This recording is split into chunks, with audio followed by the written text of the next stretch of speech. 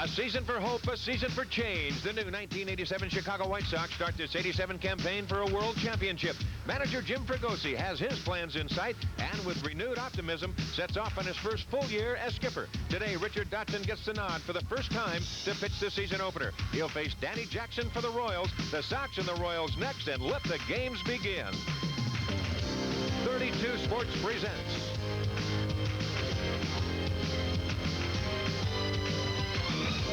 Chicago White Sox baseball. Live from Royal Stadium in Kansas City, Missouri, it's the Chicago White Sox and the Kansas City Royals.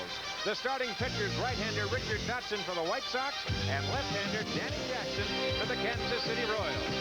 And good afternoon, everyone, and welcome to Royal Stadium in Kansas City. I'm Don Drysdale. Happy you've joined us this afternoon. Another opening, another year for the Chicago White Sox for Major League Baseball here in Kansas City. And, of course, it is cool. Yesterday, we heard that it was 60 degrees and sunny. That had to be a little misrepresentation right there because it is chilly. The breeze is blowing in, but everybody down in that field in both dugouts, they do not know exactly what the temperature will be this afternoon. They are ready to go.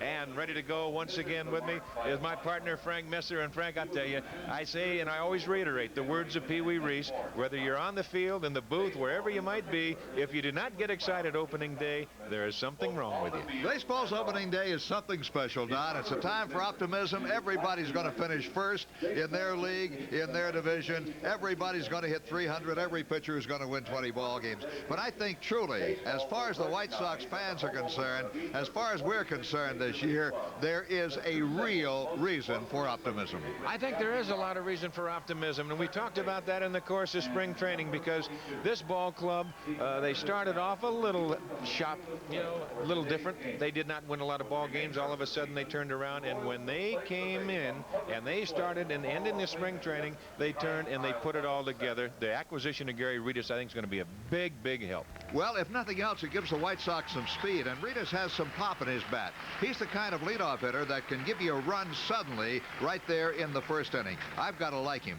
I've got to like the fact that the Sox pitching picked up where it left off last year, Don.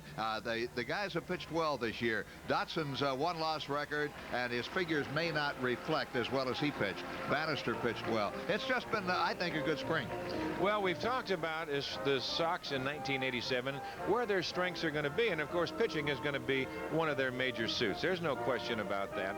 And I think the thing about the White Sox last year when Jim Fregosi came over, brought in pitching coach Dick Bosman, they turned things around. As a matter of fact, they finished third in the American League in that total pitching department. And right now, we're going to go down to the field, talk to the skipper, and write him, Frank Messer. Thank you very much, Don. And I don't know how many managers smile before the opening day game. A lot of them smile afterwards, a lot of them frown. But Jim Fregosi, I would have to think a big smile on your face after a very successful spring training. Well, I thought the spring went just outstanding. Everybody prepared themselves well for the start of the season.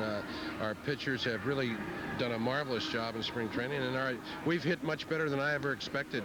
I think the addition of Gary Ritas, the spring that Ivan Calderon had, makes us for a better offensive club. We'll score a lot more runs than we did last year. Jim Fregosi, pitching was the highlight of the Sox last year, the bright spot of an otherwise rather dismal season. Has the good pitching of last year carried over, or will it carry over to the 87 season? Well, we certainly hope so, Frank. I hope that, as far as I'm concerned, Bannister is as good as he ever was, and better.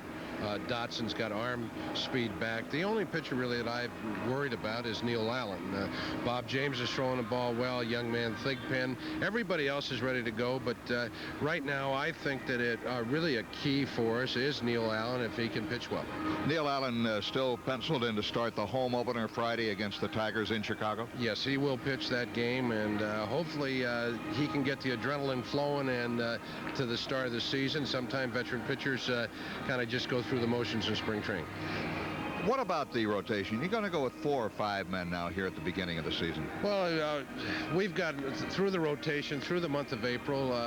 Joel Davis, our 5th starter, will start on the 12th, and he's got another start on the 22nd, I believe. And so you're talking about he'll have 2 starts the month of April. With bad weather, we will keep our first 3 guys, which is Dotson and Bannister and De Leon. We will keep them in regular rotation starting on every 5th day, no matter what the weather is. 2 guys you have to be counting on: Thigpen, the youngster, and the veteran Bob James as the closers. Well, Bob James, the last time out in spring training, he finally got his puck. He was throwing above 90, and he is going to get the shot in the 8th and 9th. If I have to go to a relief pitcher in the 7th inning, I will go to the young man Thigpen. So we're pretty well set right now. Jim Fregosi, talk about the newcomers. You mentioned Gary Ritas, a big plus for the ball club. Donnie Hill now is going to start at second base for you. Manrique, Jim Wynn. Few new faces. Well, Donnie Hill has played well. He's got a fine swing. He should be able to get on base for Harold and walk. So that's that position. Manrique has played exceptionally well all spring. He can give Ozzie a rest. He can rest Donnie Hill. He can play third base. He swings the bat well. He's a young man I had in Louisville, and he is really ready to play in the big leagues now. I think we've made some key additions, like a young man by the name of Jerry Royster. He's a great guy, fits well on the ball club, and he can do the job for us. Jim Fregosi, I want to see that smile after the ball game today, all through the 1987 season. Hey, good luck, babe. Thank you very much, Frank. Jim Fregosi, our guest, and now we'll be getting close to getting it underway as we go back upstairs to Don Drysdale. Well, thank you very much, Frank. And, of course, there is a lot of optimism for the White Sox in 1987. And, you know, when you talk about optimism and you talk about opening days, as Frank mentioned a little while ago, there's going to be all 20-game winners. Everybody's going to hit 300. The ball club's going to win a pennant by 20 games. And it's something that you have to look at. You have to have optimism when you go into a season. There's no question about that.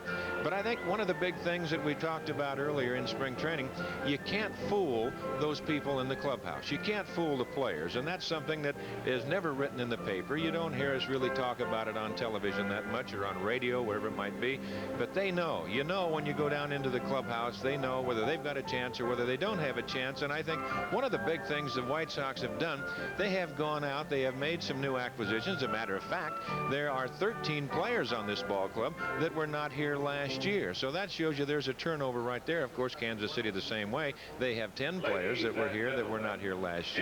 And that's something that you have to turn around and you have to think about, Frank, as you think about the turnovers. But the White Sox have definitely helped themselves in that situation. Well, we talked about Gary Ritas a little while ago. The guy that can put a ball out, give you a 1-0 lead early in a ball game, can run the bases. You got a Freddie Manrique as a utility infielder. You got a Jerry Royster who can do a lot of things. You got a Jim Wynn, whom we hope can fill the role of middle relief pitcher for the ball club. Yes, changes, youngsters, optimism, it all blends in. Well, you know, when you think about the free agents of last year, we were talking earlier in the press room, there are probably about maybe 30 or 40 players that were playing in the major leagues last year that are not playing this year in 1987.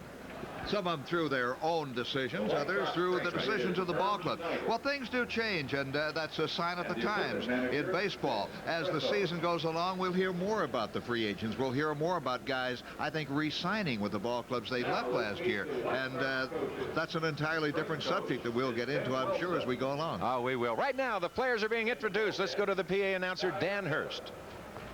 And Glenn Rosenbaum. Coach Dick Bosman. Coach Tim Wilson. Coach Deron Johnson. Coach Doug Rader. And Coach Art Kushner.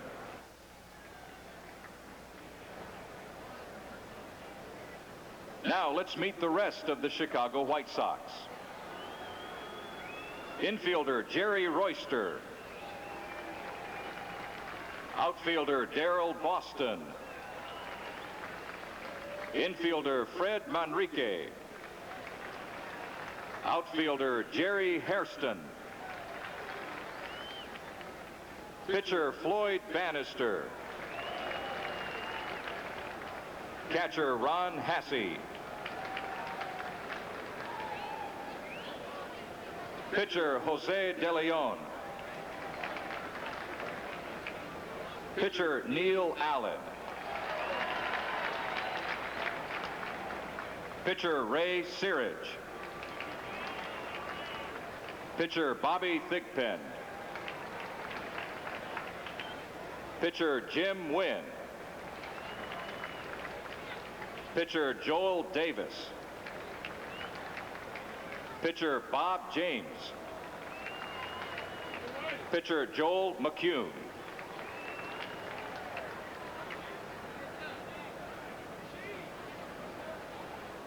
And now for the White Sox starting lineup. Here is manager Jim Fregosi.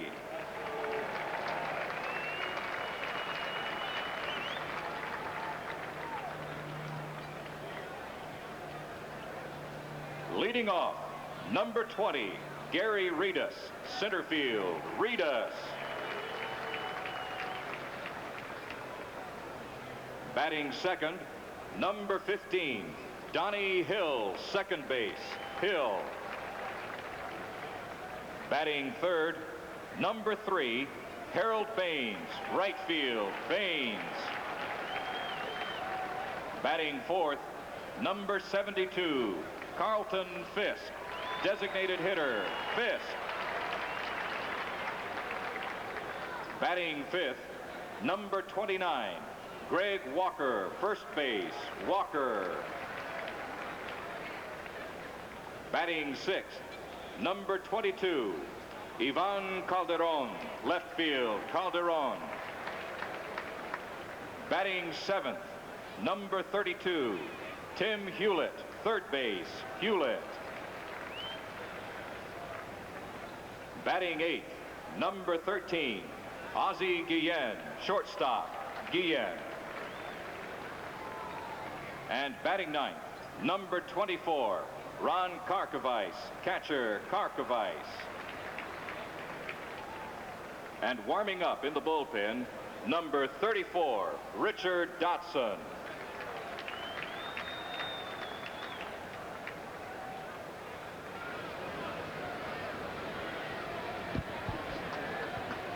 Well, the White Sox, as you had a chance to look at their new uniforms, and I've got to say one thing, they look absolutely great. There's no question about that. Those are the roads, and you're going to see the new ones at home, and here come the Royals. Here are trainers Mickey Cobb,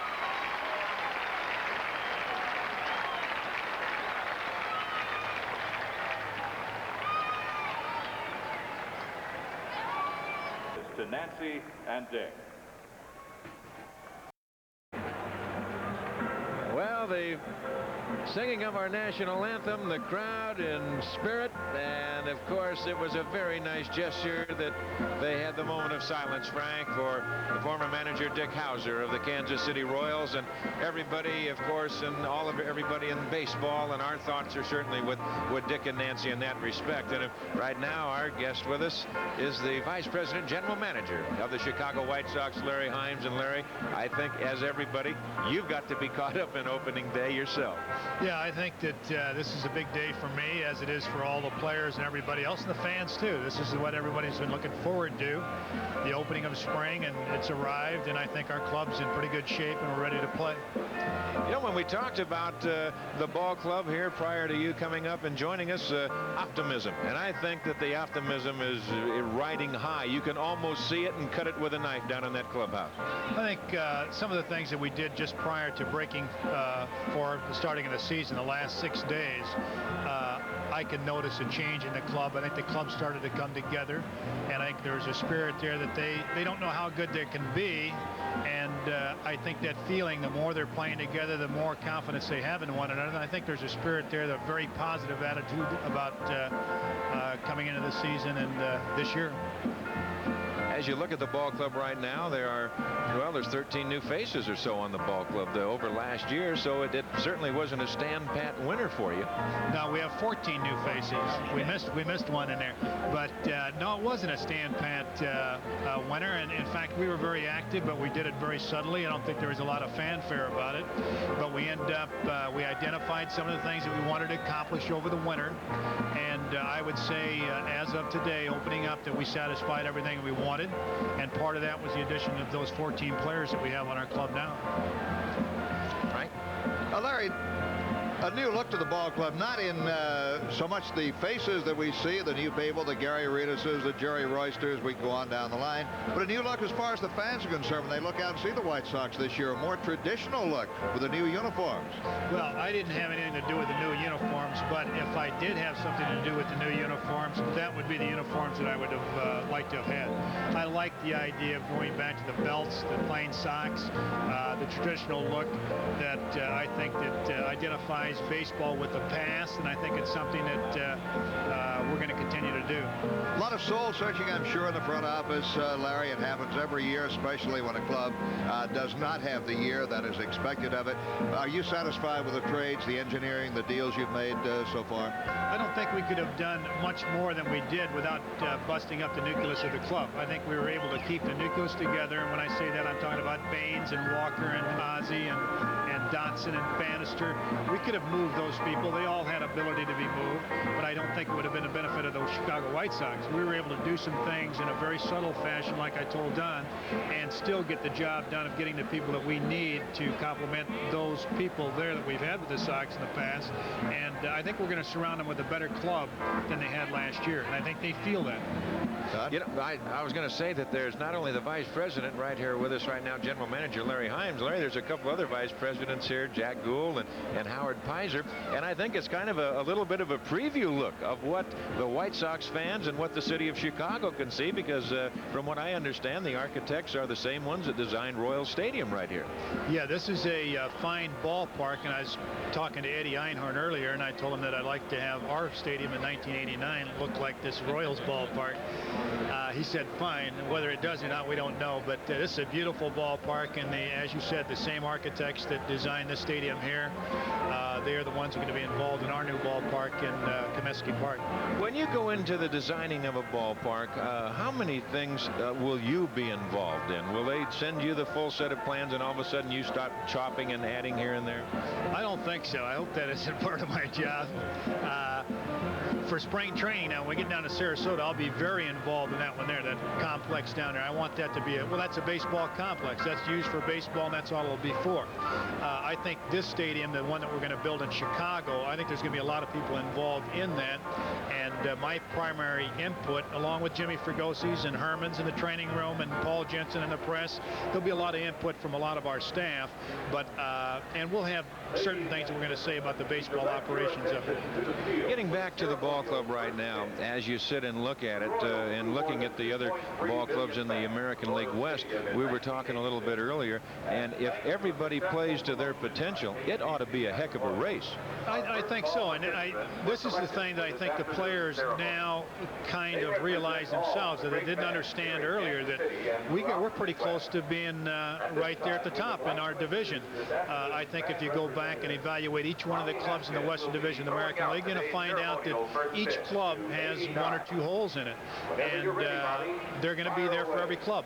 I think the club to beat before the season starts is the champion of the division last year, and that's the California Angels. And I think that's something we're going to be shooting for. But all the other clubs, I could see us being there in the end of September, 1st of October, and having a chance to win the division flag. Now, you've been, of course, in California for a lot of years, and all of a sudden you come to the Midwest and you look at the scheduling, and of course there's a lot to be desired. I think as far as the scheduling is concerned, you look at the West Coast teams that are playing in the Dome in Seattle, in Minnesota, and California's at Oakland, vice versa. But it's kind of like a round robin out there. Can things be done about that? Well, this is something that I had asked Eddie and Jerry about, and from what I understood was that next year that there was going to be a switching of the schedule, and the Chicago White Sox next season would have a Western Division round robin like they play out there for about the first month, which you know, I think it should be fair that all the Western Division teams should take turns in starting off in the East, and it should be a trade-off type thing. And this hasn't been the case in the past. It's been the White Sox have been the ones that have been elected to do that. So I think from what I understand, next year we're going to have the Western Division swing schedule. And of course, when you look at the scheduling too, there's so much to do, not just during the regular baseball season, but there's a lot that goes in behind the scenes as far as the spring training schedule is concerned. Yeah, that's another thing that this year here I was not involved with because it was done before I came on board. I talked to Jimmy a little bit about the schedule, and some of the things that we want to do next year will be different than it was this year. In fact, we're talking about, I feel the last day of spring training should be a break day, and if you want to have a workout in the morning, get on board the plane and take off, and don't play a game on the last day, and that's something that we probably will not do next year.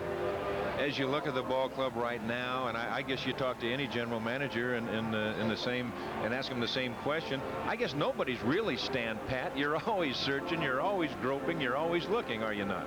Yeah, I think that's what it is, but I think now we're set at our 24 guys, and I think just you owe it to the 24 people that you have out there that you've selected, and you've taken the time to do that. And there's been a lot of evaluation to say, all right, you guys are the 24 guys on our club. You're the guys that we made a decision on, and give them a chance to see how good they are. So I don't look for us to make any real snap decisions in the first week or so. I would look for us to stay with this club here at least for a month and a half and give everybody a chance to see just how good they are. Well, you got a young man in Richard Dotson, his first start. Can you think back to your first professional game? Yeah, I opened up in Columbia, South Carolina, and one of the first things they taught me to do was chew, and I was a catcher, and it was a real hot day in Columbia, South Carolina. I got sick on the first day, so I remember that very well. Well, I told Frank, I said the words of Pee Wee. I think everybody gets excited opening day, and there's no question about that. Everybody here, it's a special day, and I know you're pulling for the people to be out at Comiskey Park. Yes, I am, and I think that they're going to be treated to a new look, not only in the uniforms, obviously, but I think the substance of the club's going to be different. I think Jimmy's going to do a good job for him, and I think the players are going to perform for him and produce for him. Where we finish, I don't know where that's going to be, but I know that we're going to be in the race, we're going to be in the hunt, and if we stay healthy, we're going to have a chance to be there in October for a division flag. Larry, thanks so much. Good luck. Thank you, Don. Thank you, Frank. Larry, take care. And we'll be right back after these words.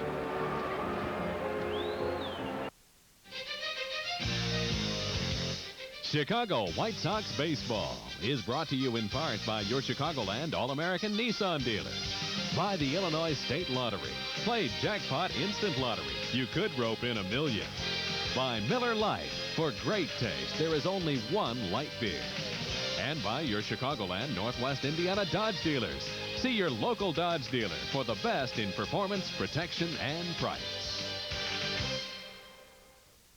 Missouri, as we open the 1987 American League Championship season. With the dancing fountains in the background, let's take a look at the Chicago White Sox lineup and batting order for this afternoon. Gary Reedus will lead off and play center field. Donnie Hill at second base batting second. Harold Baines will be in right field and hit third. Carlton Fisk is the designated hitter and cleanup batter. Greg Walker will be at first base batting fifth. Ivan Calderon in left field hits sixth. Tim Hewlett at third base will bat seventh. Ozzie Guillen plays shortstop and will hit eighth. And Ron Karkovice will catch and bat ninth. And Jimmy Fregosi, the manager of the Sox, has nominated Richard Dotson to be the opening day pitcher. For Dotson, it will be his first opening day assignment ever. He will pitch to a Kansas City Royals batting order that will look like this. Willie Wilson will lead off and play center field. Kevin Seitzer at first base. He's not a newcomer. He was up briefly last year. Danny Taudible over from Seattle will be in right field and hit third. George Brett will play third base and bat cleanup. Frank White at second base hitting fifth. Bo Jackson, up briefly last year and a much heralded young man, will be in left field and bat sixth. Steve Balboni, as designated hitter, bats seventh. Ed Hearn, a newcomer, will catch and bat eighth. And Buddy Biancalana will be at shortstop and bat ninth. Danny Jackson gets the opening day assignment on the mound for the Royals. As you take a look at beautiful Royals Stadium, and as was mentioned earlier, a very possible similar look in Chicago one of these days. The umpires this afternoon, the crew chief Larry Barnett will be at home plate with Greg Kosk at first base, Vic Baltaggio at second base, and Rocky Rowe is at third base. On opening day, the umpiring crew rotates from home plate around first, second, and third in order of seniority, with the crew chief as the plate umpire. And here is Danny Jackson, a left-hander, a power pitcher. Last year he won 11 and lost 12. He pitched to a better earned run average than his won-loss record would indicate. A 3.20 earned run average in 32 games in 1986. Danny Jackson feels, the Royals feel, that he will be a 20-game winner for them this year. Of course, that is a long way to look ahead.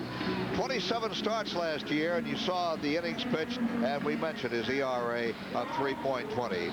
Here's a young man. Last year, he walked but 79 while striking out 115 men. It's awfully hard, I think, Don Drysdale, to put these words on a young man before he's pitched his first game of the season, but Danny Jackson is being picked in some quarters as being the Cy Young winner for 1987. I have no idea how anybody in their wildest imagination can come up with predictions like that. I think it puts undue pressure on the youngster, but still, he is a fine pitcher. He's ready to go to work to Gary Reedus, and ready to go to work and tell you all about it, ladies and gentlemen. Here is Don Drysdale. Thank you very much, Frank, and once again, good afternoon, everyone. The crowd on high, no question, looking for the first pitch of 1987, and they are disappointed because it's ball one. Gary Reedus, last year, a .247 hitter, 11 home runs, and 33 RBIs. Had a good spring for the White Sox. Bouncer, third base side. Brett on the big hop. Double clutches, throws to get it.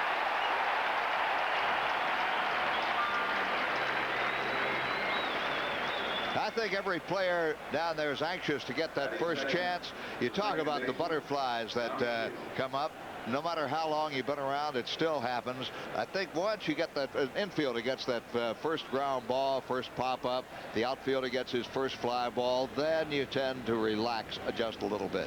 Well, that's it. You like to go out there. They all tell you, hit that first ground ball to me, hit that first fly ball to me, and if you're pitching, you want to throw the first pitch and get it over with. And if it's a strike, fine. If it's not, at least you've got it out of the way. This is Donnie Hill.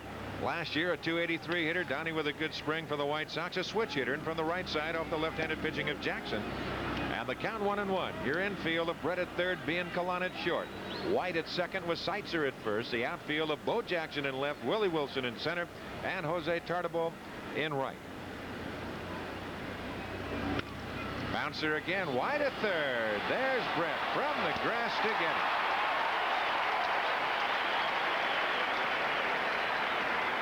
Well, we'll take another look at it. The ball is not that hard hit. As he beats down on it, down toward the middle of the bat. Brett swinging wide to his left. Double pumps once, gets a grip on it, and throws on across to Seitzer. Another look at it from another angle. Brett, you know, we talk about his bat, his home runs, his clutch hits, but he can also field his position. Oh, he can do that. Here is Harold Baines. And he takes a strike. The battery of Hearns and Jackson. I said Jose Tartabull. It's Danny Tartabull. That's Jose's son in right field. I saw Jose the other night over in Haines City. And the breaking pitch, he can't get it. 0-2 the count.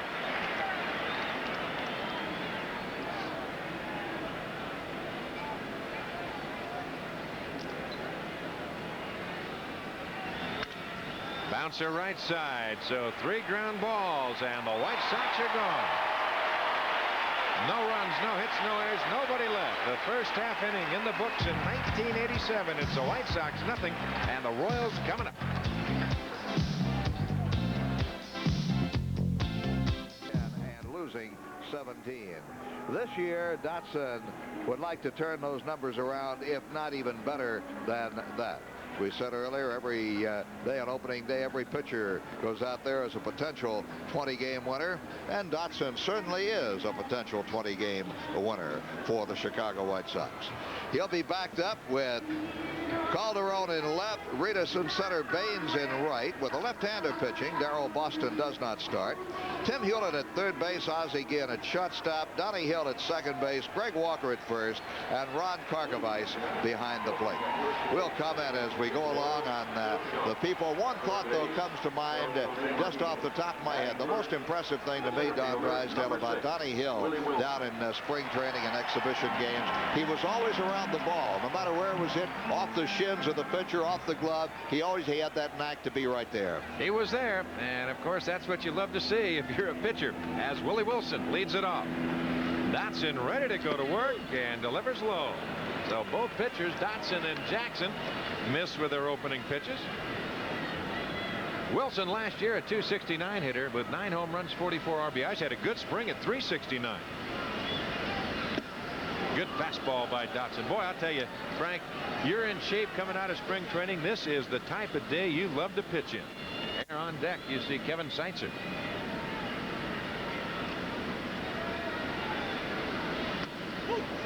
Two balls and a strike. Well, a pitcher should stay strong on a day like this. It is 54 degrees officially here at game time. The wind is blowing very stiffly from right to left. Looper foul, and the count goes 2-2.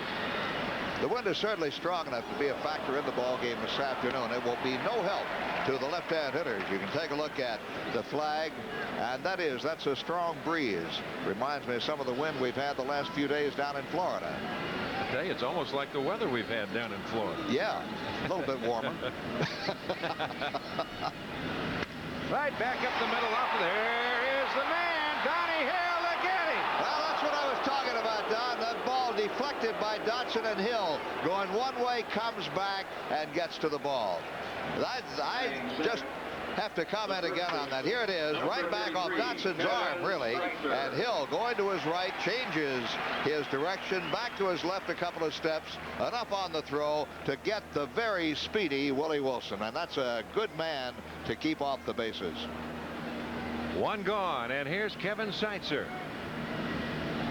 Seitzer taking over that first base job from Steve Balboni. We saw a little bit of Seitzer at the end of last year. Well, they like his bat, Don. They don't like his glove, but they like his bat. There's a strike by Dotson, and the count is 0-1. Seitzer this spring had a good spring at .358.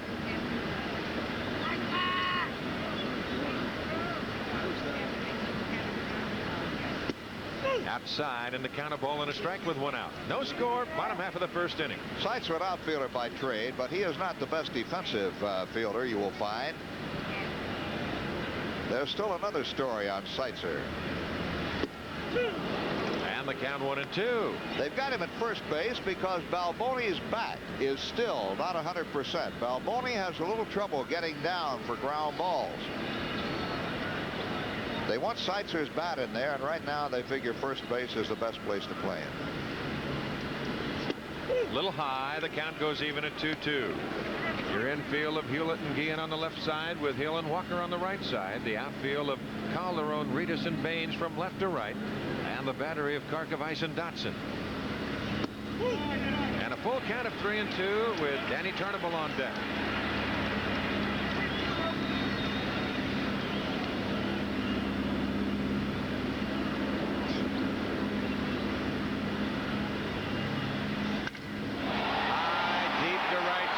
Up in the breeze. Reedus a good jump and drops the ball. Seitzer to second. Around second on his way to third to throw. Not in time.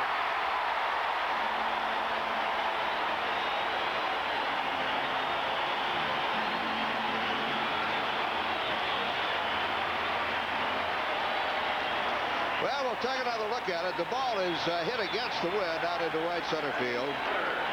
Reedus is over, flips the glasses down, and you see it right off his fingertips. He recovers the ball off the wall. The only thing I like about this play is Donnie Hill's relay to third base. He made a fine, strong relay on toward third base, just a shade off the mark. But in to third is Kevin Seitzer, and that is scored as a 3-base hit. And a little right there. You could scratch your head on opening day right off of the bat on that scoring call. That ball's got to be caught. Gary Reedus would tell you 9 out of 10 times or so he'd catch that ball easy. But that ball, I think, fooled him. That ball was hit very hard. Well, they don't figure the ball will be hit that hard against this wind, I guess, Don. He was playing it pretty shallow. Here's Danny Turnbull. Takes high with Seitzer at third. On deck, George Brett. No score. Bottom half of the first inning.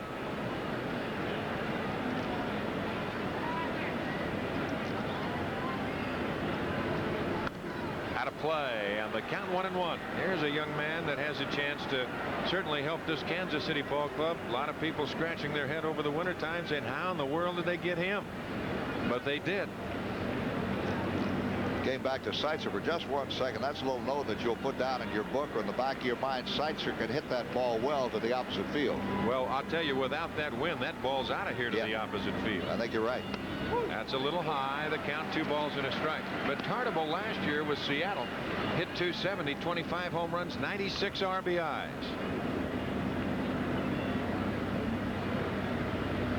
There is a stat right there that Dotson wants to get away from. Right up the middle. That's a base hit.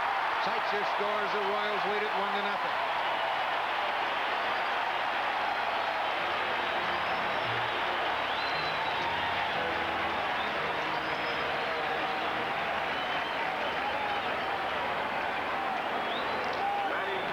Take another look at it. The pitch moving in on the hitter, and he handled it well, driving the ball right back up the middle. So Tartabull drives in the first run of the year for Kansas City, and the Royals break on top 1-0. There's George Brett, who last year hit .290. See there, 16 home runs, 73 RBIs.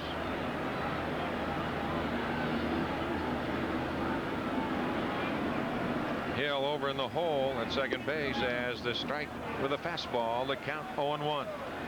There's your defensive alignment. You see Walker holding Tartabull. Hill a long way from the bag at second. Guillen shifted well to his left. Hewlett well off of the line at third. The outfield deep and straight away.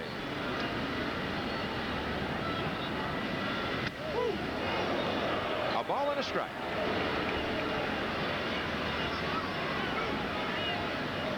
Crowd still coming in here at Kansas City. They'll have a full house here this afternoon. And we certainly hope you make your plans to be at Comiskey Park on Friday with the Sox home opener against the Tigers. There's a strike in the count 1-2. Well, a full house here, Don, this afternoon would mean 40,000 plus. Seating capacity here is 40,625.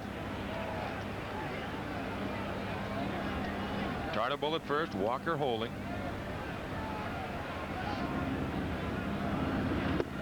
Just inside, and the count 2-2. The on-deck hitter is Frank White. 1-0 Kansas City, bottom half of the first inning. Got him. Good pitch by Dotson, tied him up. So Brett down on strike, strikeout number 1. You'll see this pitch got something on it inside, and Brett completely tied up by it. If he'd made contact with that ball, he wouldn't have done anything but broken his back. So a good pitch there from Dotson as he gets his first strikeout and second out of the inning. Here's Frank White, the veteran second baseman, last year a .272 hitter, 22 home runs, 84 RBIs.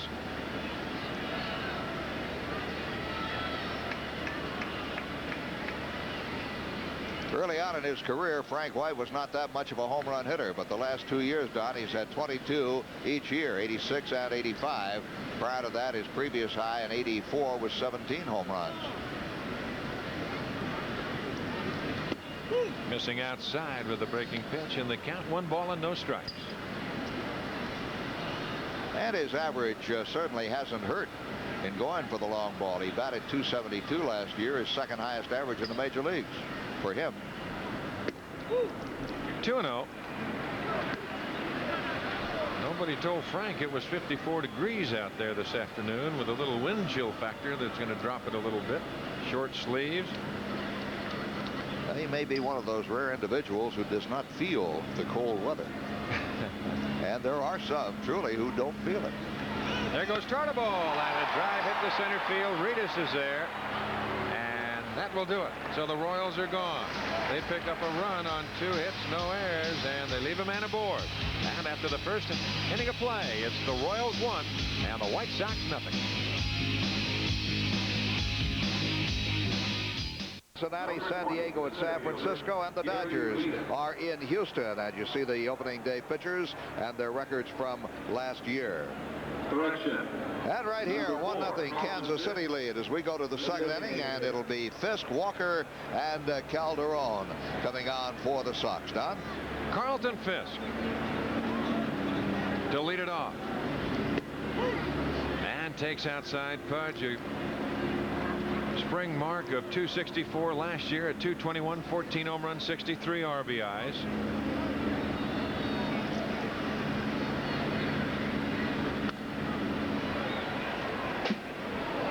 The count 1-1. Pudge hit one of the harder home runs of the spring. I thought in yesterday's exhibition game as we wound it up, game winner. He creamed one. I asked Pudge if he'd ever hit the ball any harder than that. He said, oh, yeah, that was nothing. That was nothing. Inside, and the count goes to 2-1. On deck, you see Greg Walker. Carlton's most publicized home run was the World Series homer where he gave it the body English. I think everybody who watched that game on television will remember that. And high, and it's 3-1. Well, that's a classic, really.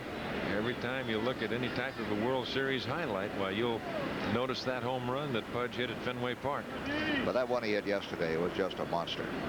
That's high, and he walks him. So the White Sox have their first base runner here in 1987 in Carlton Fisk. And Don, we'd like to take just a second to welcome our network stations, WQRF in Rockford, Illinois, WRSP in Springfield, Illinois, WIZZ in Bloomington, Illinois, KLJB in Davenport, Iowa, and WAYK in Palm Bay, Florida, to our Sox television network, right along with Channel 32 in Chicago.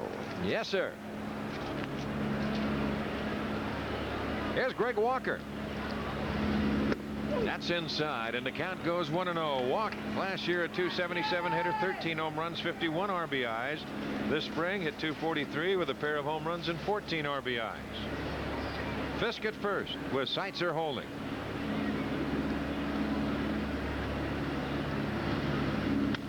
Out of play, left side. That's back up into the top deck.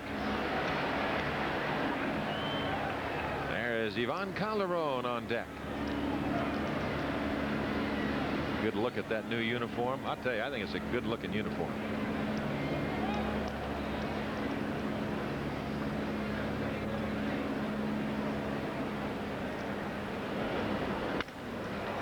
That's into shallow center. Wilson coming in a hurry, has to play it on a high hop, and Fisk moves to second base. Boy, there is a tough play for Carlton Fisk. Wilson coming in a hurry. You know he has speed. And then he made an excellent play on stopping that ball. All right, here it is again. Ball right off the end of the bat. I thought Wilson was going to catch it. But he comes on. Now he'll pull up and play that ball to keep it from bouncing over his head. That's the danger here. You get too close to that ball and it hits in front of you. It will bounce over your head and just keep on going. Here's Ivan Calderon. Fisk at second and Walker at first. Nobody out here in the top half of the second inning. 1-0 Kansas City. A lot of hopes are riding on this man's bat this year, Don. Oh, he had a good spring, hitting .350, 6 home runs, 13 RBIs.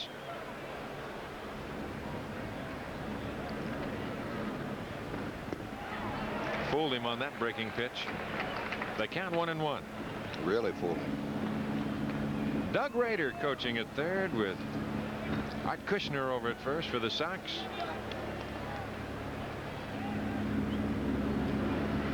A ball and a strike.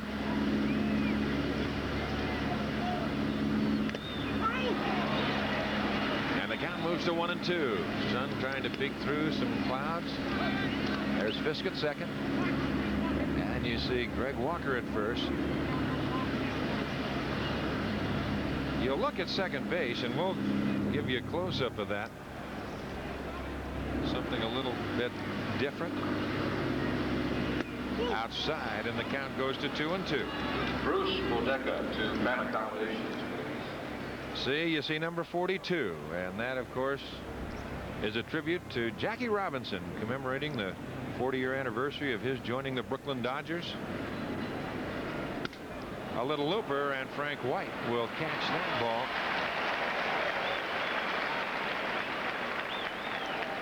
And there's one out to Timmy Hewlett. Seventh, the third baseman, number 32, Tim Hewlett. There's a good example of a semi pop-up to the infield where no infield fly rule is invoked, huh? That's exactly right. That's more of a, in the judgment of the umpires, more of a line drive, and the hitter is not automatically out. There was not a right arm go up from any of the men in blue. Timmy Hewlett drives it down the left field line. That's going to be a base hit. Here comes Carlton Fisk around third. To throw by Bo Jackson, a strong one. Not in time, and the White Sox have tied it at 1.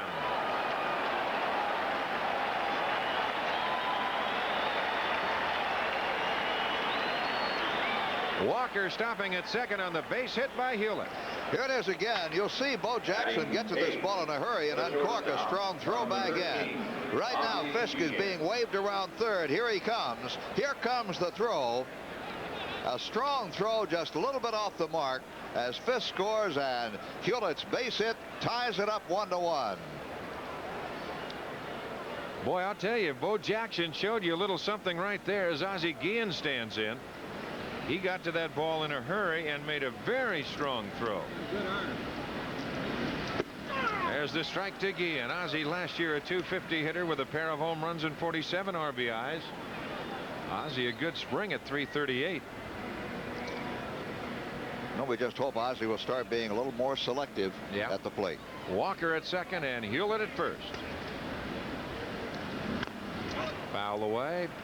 The count 0-2. You know, Don, we talk about an outfielder getting a good jump on a fly ball, but I think so many of us tend to overlook the good jump an outfielder will get on a base hit. It's what Jackson did on that ball out in left field. He got a good jump on that ball and was able to make a play at the plate. You saw Karkovice on deck. 1-2 to Guillen. Foul away. Doug Rader makes the play, gives it back to Jackson. Ozzie might have broke his bat. He'll go back and get another one. You know, we talked, Don, you did a moment ago about the new uniforms. We're looking at the new road uniforms this afternoon. The fans will see the new home uniforms Friday afternoon at Comiskey Park. The road uniforms with the name Chicago, with the city name across the chest. The home uniforms, White Sox across the chest. I think that is significant right there. You play it at home, everybody knows what city you're in. But I'm on the road. Identify your city with Chicago. I love it. And that's the story. A 1-1 tie. Ground ball the hole, base hit left field, and they're going to hold the runner at third as they have already seen the arm of Bo Jackson. Doug Rader says, whoa, hold everything. I will take another look at it. You'll see again go with the pitch, hitting it through the left side of the infield. The shortstop, Biancalana, cannot get to the ball, but there's Jackson charging in quickly, and Walker flagged down, and a good thing he was. Flagged down by Rader at third. Yep, he had no place to go. There's no need of running yourself out of an inning, and that's exactly what Doug Rader was thinking. Here's Ron Karkovice, last year a .247 hitter with 4 home runs and 13 RBIs. The Sox have loaded the bases. They've tied the score at 1. There's 1 out. Takes the curveball for the strike. Something to think about here with Jackson getting a lot of balls hit on the ground. If Karkovice hits the ball on the ground, he's got good leg down to first base. Guillen's got to break up that double play and get the run in. Missing high and away, the count, a ball and a strike. Well, Ozzie can get a good lead at first. He can move all the way out to the carpet.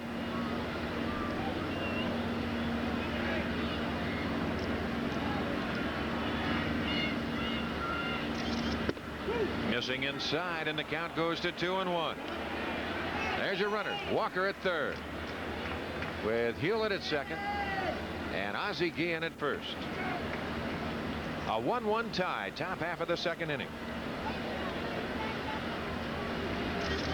That's high, and it's 3-1. There's no place to put him. You got to keep an eye on Danny Jackson now. In his past history, he would start fighting himself in situations like this. They say this spring he did not. He has gained control a little more. A one-hopper off of Biancalana down the left field line. 1 run will score. Here comes Hewlett. He'll score. It's 3-1 White Sox. That'll be scored as a 2-base hit. And 2 runs batted in for Ron Karkovice. That is the preliminary call from the official scores area. Right there it is. Hard shot right off the heel of the glove and chest of Biancalana. As Greg Walker comes in to score. Right behind Walker, Hewlett is waved in to score. And the Sox take the lead 3-1. 2-base hit and 2 RBIs for Karkovice. And they just now change it, and they give him an air, Frank, as Gary Blaylock goes to the mound to talk with Jackson, but the Sox will take it. They don't care what it is. Well, the first announcement, they did say Right. base hit. You're right. I just watched it up on the board. They turned around and changed it. Well, there again, you figure that ball should be played. Maybe I'm being a little harsh on Biancalana, maybe a little harsh on Ritas for not catching that ball in the first inning. But I think, Don, both those guys will tell you that over the course of the season, they will make that play more often than they will let the ball play them. I agree with you 100%. And I think they'd both tell you the same thing. Well, we go to the top of the order, and here comes the infield in as Gary Ritas stands in. Guillen at third, Karkovice at second. Ground ball foul. This time Rooster started after it and said, whoop, that's a little hard. I guess getting back to the scoring on that last play then, an error will be charged, but you cannot presume a double play, so Karkovice will get 1 RBI. That's right. 0-1 the count. Pops him up right side. There's a big out as Seitzer in foul territory makes the catch.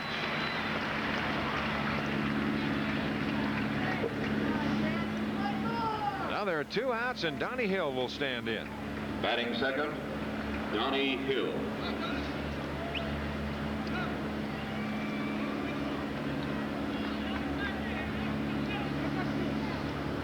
Hill bounced to third his first time at bat. White Sox on top 3-1 as you look at Guillen at third, Karkovice at second.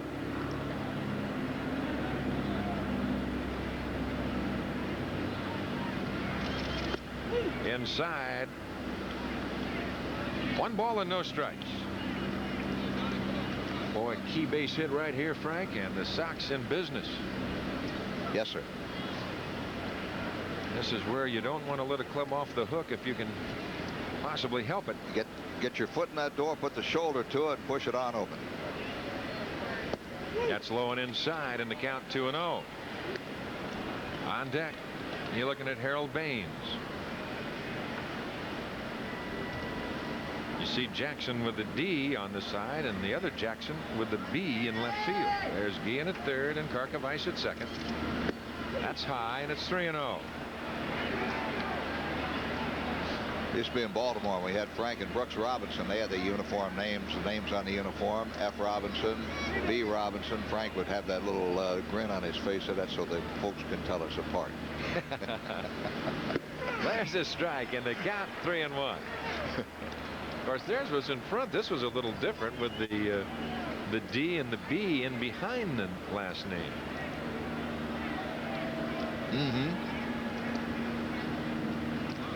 A little unique. That's high, and he walks in. So the White Sox trying to capitalize a little bit more. That is the second walk in the inning. This is the 9th man to come to the plate in Harold Baines.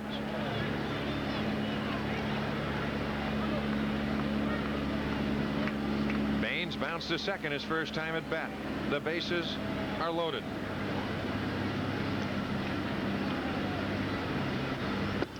Takes a strike, and the count is 0-1.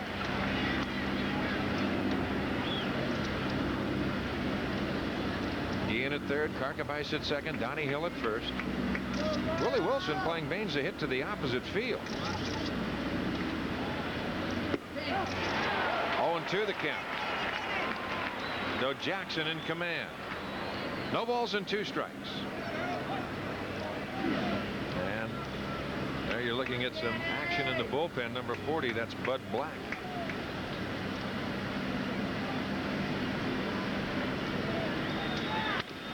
Bounce to the left side. Biancalana throw, not in time.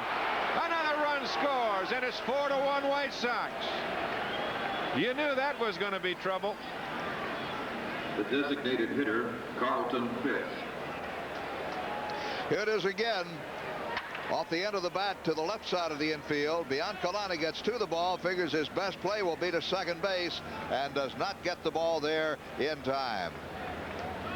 Boy, there's good hustle by Donnie Hill, and the Sox have batted around. Here's Carlton Fisk. He started everything off with a base on ball.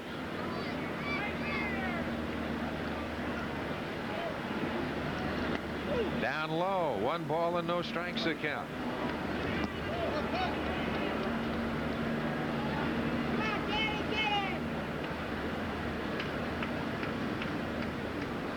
Trying to figure out what they gave Baines. Just a fielder's choice? Just a fielder's choice, I guess. Boy, I'll tell you. I'd have to give a base hit on that, Don, and a run batted in myself. Yeah. I would have to score that as a base hit. Well, he gets a run batted in, but I'll tell you one thing, Biancalana wasn't going to throw him out. See, Karkovice at third, Hill at second, Baines at first.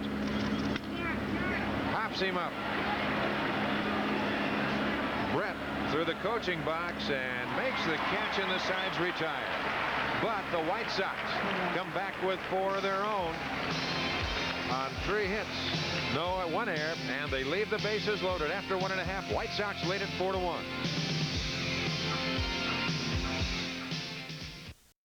And he'll be followed by Steve Balboni, and then the catcher, Ed Hearn. Numbers last year with the Royals: Bo Jackson at 207 with a pair of home runs, 9 RBIs. This spring, Bo had a good spring. He made the ball club. He really did. A lot of folks thought he'd be playing AAA ball this year. Good fastball, and the count 0-1. Dotson just challenged him, said, "Here, big boy, here's my best heater. See what you can do with it." Some Jackson can think about all year long, every time he faces Dotson.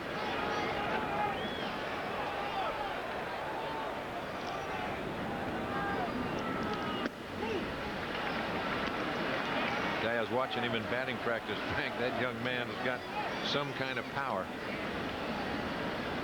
There's Jose Martinez coaching at third with Joe Jones over at first. On that outside corner. 1-2 the count. Jackson doesn't care for it.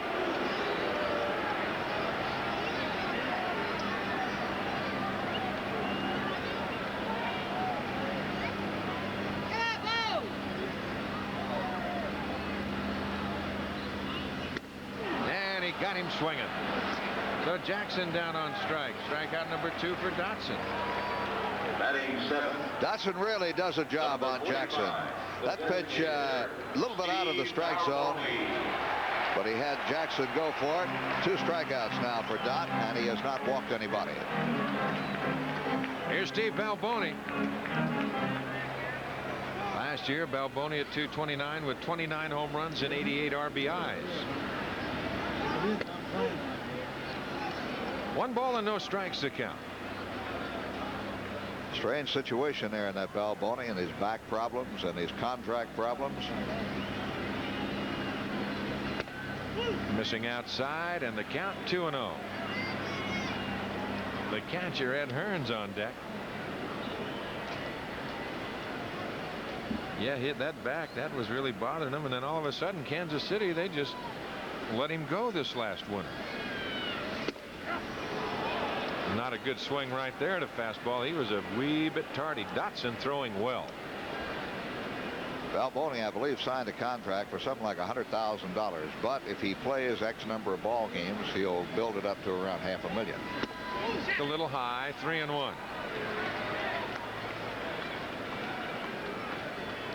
I think his salary is going to be based on the number of games he can play and not what he does in those ball games necessarily. Good fastball by Dotson, as Balboni was fooled on the pitch. In other words, I guess they figure if he plays enough games, has enough at bats, the figures will take care of themselves.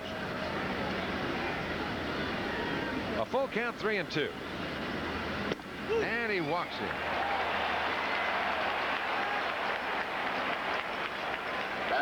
First walk issued by Dotson. That'll bring on the catcher, Ed Hearn.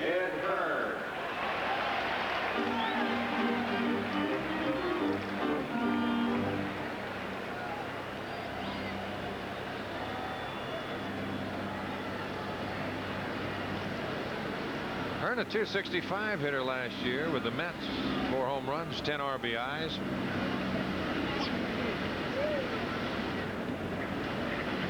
Infield double play depth. A little bit low, the count. 1 ball and no strikes this spring. Hearn hit .229 total. Did bat only 10 times with the Royals. There's a strike and the count, 1-1.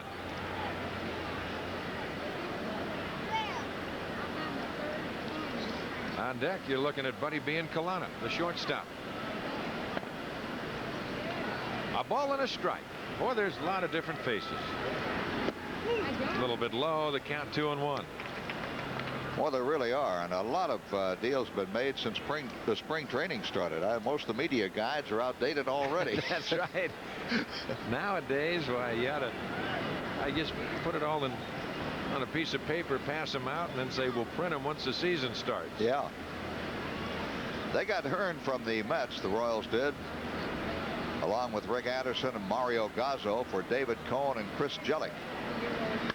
Right side should be 2. Hill gives it to Gee, and they double him up with ease, and the side is retired.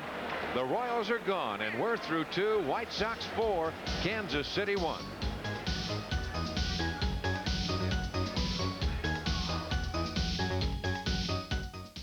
Outings, private parties, and fundraisers.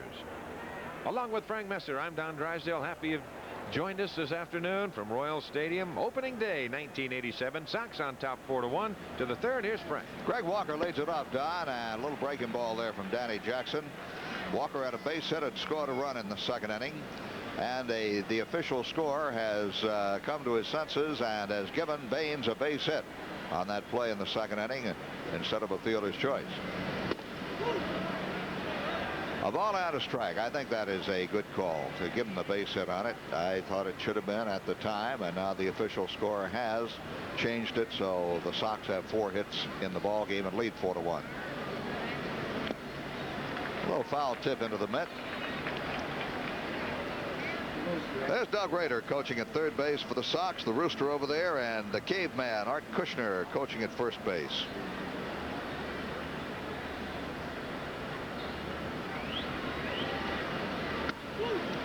Talking about Sox coaches, Eddie Brinkman, Don telling us yesterday he'll be along probably the end of April, be coming north, and he'll be the eye in the sky for the Sox. He'll help spot the outfield and infield defenses from up in the press area.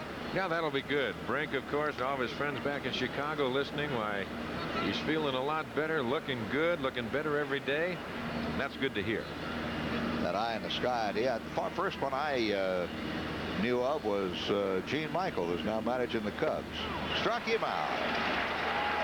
That'll be the first strikeout for Danny Jackson. And we have one away here in the 3rd. The Sox are leading 4-1. Good breaking pitch right here. A little bit out of the strike zone, and Walk chases it. 1 down, and Ivan Calderon will step in. Out in front, fouls it off. Calderon hit a soft line drive that was caught by Frank White in the 2nd inning. Yeah, the Yankees came up with that idea. I believe they were the first club to have a guy with a walkie-talkie up in either the stands or the press area. I think they were. And the man was Gene Michael, now the manager of the Chicago Cubs. And that's what Brinkman is going to do for the Sox this year.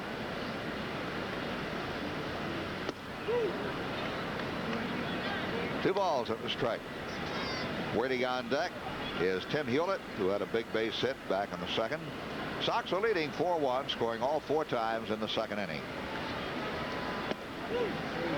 Inside, and the count is 3-1. You get a different perspective, of course, from our level. You look down on your defensive alignment. On the ground to the left side, beyond Kalana gets in front of this one and throws it on in plenty of time. 2 outs. Now here's the way you look at it. This is from our camera, or the camera on our level. That's the view we have. And that is the view that Brinkman will have. Now what you can do, Frank, you can see that defensive alignment. You can see guys either get a good jump or bad jump on the ball. Timmy Hewlett in the air, left field. Fairly deep, but Jackson has room. Wind turned around just as that ball was hit, brought it back in. 3 up, 3 down. We're in the middle of the third here in Kansas City. The Sox lead the Royals 4-1.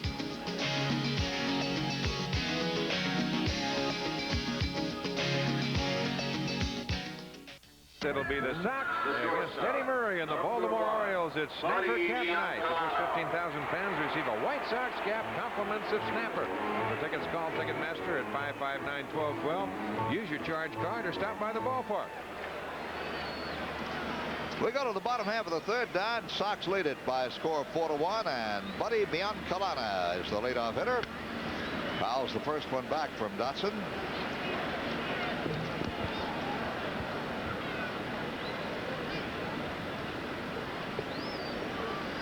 No balls and a strike to Biancalana. Off speed and out of the strike zone. 1-1. Well, the Royals scored in the first inning. 1 run. The Sox came right back with 4 in the second. Foul straight back, and the count is 1-2.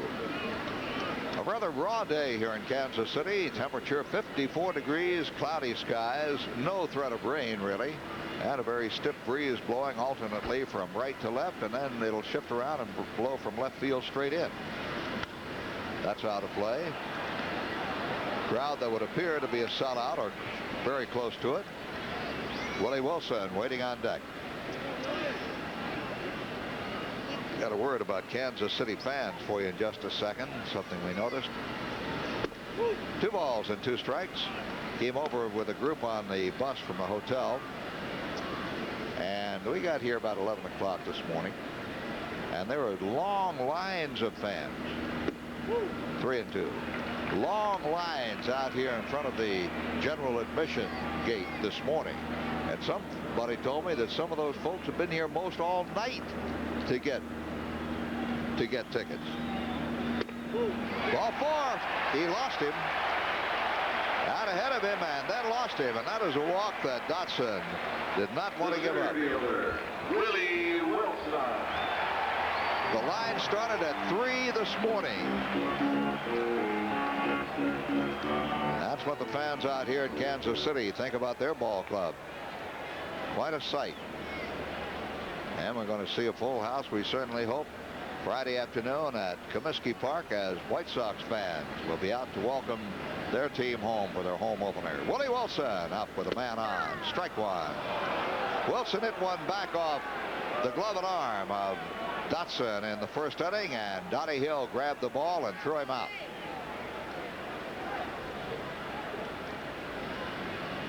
Walker holding on the base runner Biancalana. Foul out of play. Strike 2.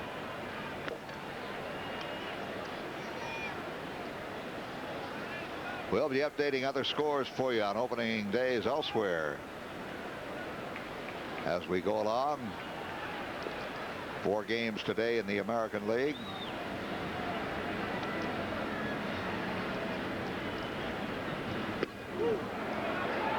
A ball and 2 strikes to Wilson. Wilson, a key man for the Royals.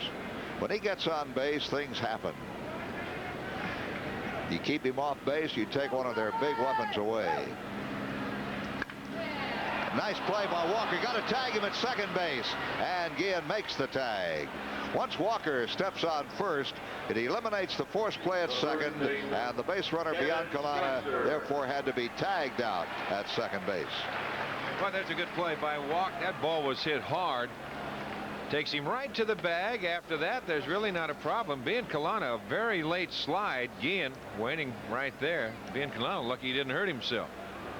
They call those 89-foot slides. He may still be thinking about that error he made early on in the ball game, Don. Well, the Sox hope he thinks about that for the next few days. Yeah, that's right. Think about that for the next 3 days, I tell you. Kevin Seitzer will stand in. He had a sort of a gift triple when Ritas dropped his fly ball in the first inning. Gary had a long run for it, but I think if you took a vote of the 48 players involved in the ball game today, you'd have the majority say the ball should have been caught, and Ritas would be one of them, I feel sure, that would tell you that. Ball out of strike to Kevin Seitzer. 323 hitter in a brief tour with the Royals last year. That may be a base hit. Guillen gets to it, but can he throw him out? No, he cannot. So a base hit, and Seitzer is 2 for 2. Right fielder, Danny Hardaway. Well, just a tough play in the hole. That's all there was to it. Ozzie did everything he could possibly do. I'd love to see him if that throw was on line. I'll bet you he'd have thrown him out. He made a good play on that ball. So with 2 outs, a runner down at first base for Tartabull. He singled his first time up. That ball is well hit to center field. Ritas has an eye on it, though, and he's there. And that will retire the side. No runs on a base hit for the man left. At the end of 3, the score, the Sox 4, the Royals 1.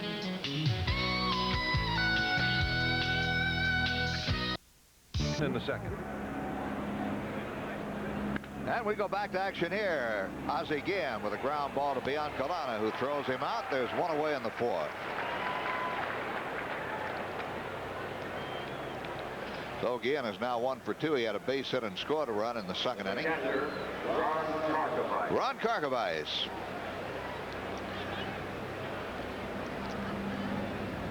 Karkovice hit the ball that became a key play in the second inning.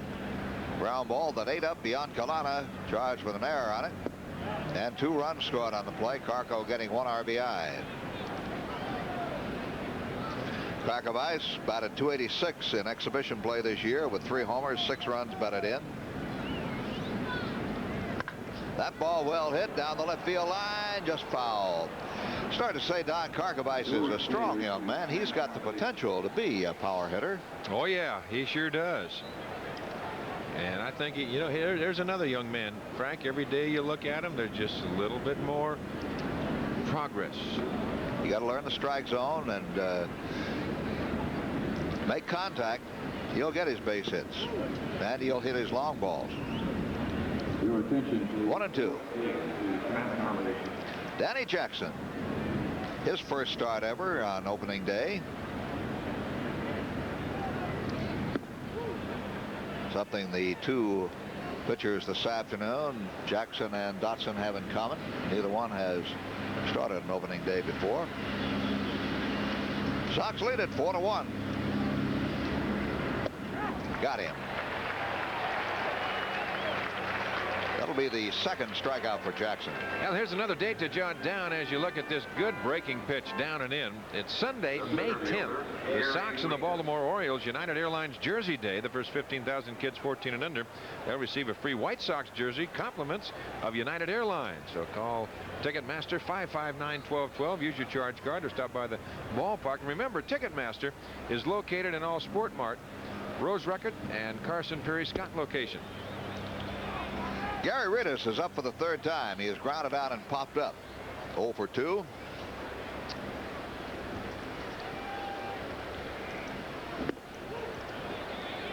Two balls and no strikes. The Sox are leading 4-1. Sox have 4 hits. The Royals have 3.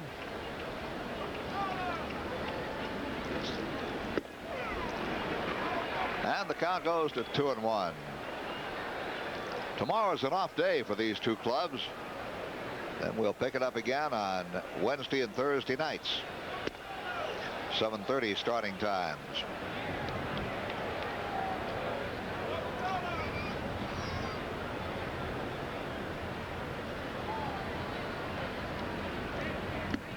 Ball 4. So Ritas is on.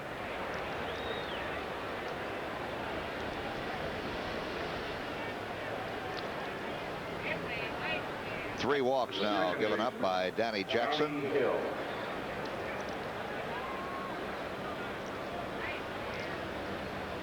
Here's Donnie Hill. He's grounded out and walked.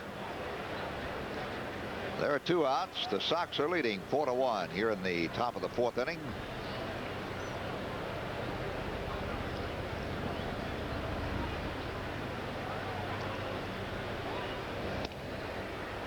Safe at first.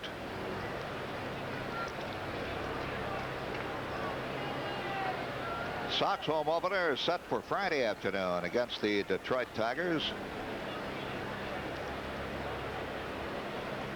There goes Ritas. Pitch low and in. They'll never throw him out. Stolen base for Gary Ritas. Didn't have a chance, Frank. He had an excellent jump. A real good jump. He got the right foot out on the carpet. And this wasn't even close. Not only got a good jump, but picked a good pitch to go on, that breaking pitch. Yep. Low and in. By the time Hearn straightens up, no chance. Good to see a little speed on this Sox ball club. Hill with a ground ball to Biancalana. And the shortstop makes the play. No runs, no hits. A walk and a man left. At the end of 3.5, the score, Sox 4, Royals 1. Sunday. The Sox are leading 4-1 over the Royals, and George Brett will lead things off, then Frank White and Bo Jackson. Brett struck out in the first inning. One of 2 strikeouts for Richard Dotson.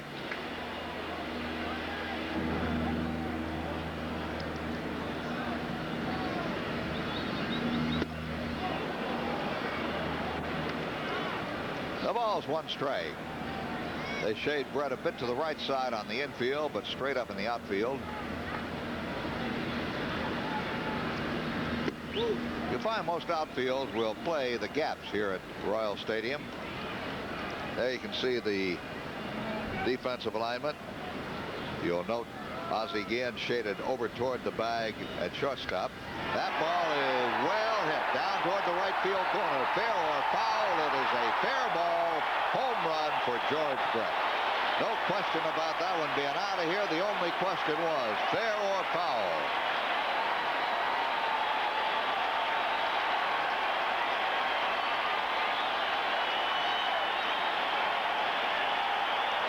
Now he got it all. There was no question about that.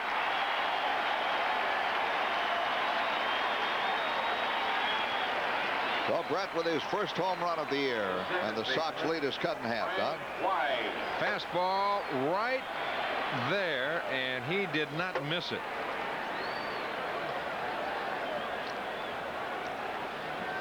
.330 down the lines here at Royal Stadium. There's Frank White. He had 22 home runs last year. Flied out his first trip up this afternoon. There's George Brett enjoying the aftermath of the home run. And right away, Dot falls behind 2-0 on White. Popped him up. Shallow center. Ritas coming in. Now it's the right fielder as Baines takes charge. Don, that wind turns around. Now it was blowing from left field straight in when that ball was hit up. Well, it is. It's swirling. There's no question in changing directions. You see the flags, the pennant flags here at Kansas City. You say, boy, they've got some green grass out there. But it's amazing what food coloring will do, is it not? Yeah, it is. We're right out there with a paintbrush. You know, it's a shame this is not an all grass and dirt ballpark, I think. Of course, that's just a personal opinion. It's one of the most beautiful parks anywhere in baseball, but the artificial surface sort of takes away a little bit on the playing field. 1 strike count. Well, we've talked about that before, and of course the thought behind that, as far as the Royals are concerned, they have to draw from such a distance people in the outlying areas that they have to try and give them something to when they come over here that they're kind of feel rest assured they're going to see a ball game. Well, it has worked pretty well for them because you can take a lot of rain on this field. Once the rain stops, you can almost go out there immediately and play baseball. So it's a quick draining artificial surface. Ball and 2 strikes on Bo Jackson. for foul off the right side and out of play.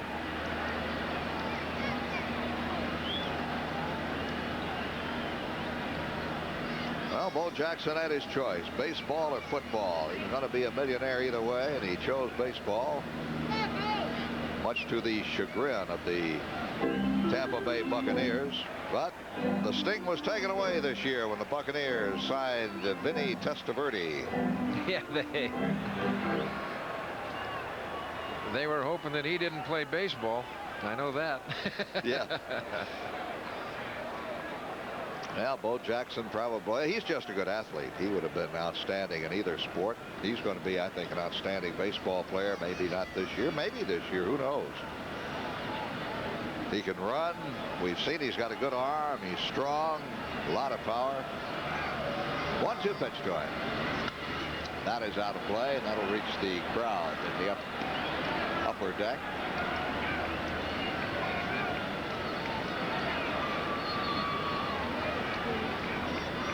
Sellout crowd here at Royal Stadium. They have not made an announcement on it. I'm going to say 40,000 plus. That was a good pitch right there from Dotson. Had him tied up, but Jackson got just enough of it to stay alive. Kind of get a little idea of how the Sox are trying to work Jackson, trying to tie him up inside with the fastball. That's what he struck him out with his first time up, right? Right.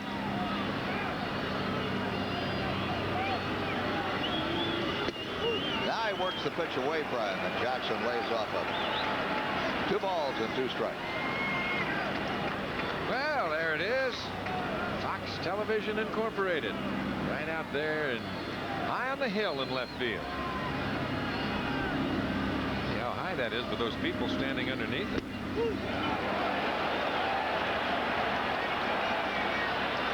Full count, 3-2 on Bo.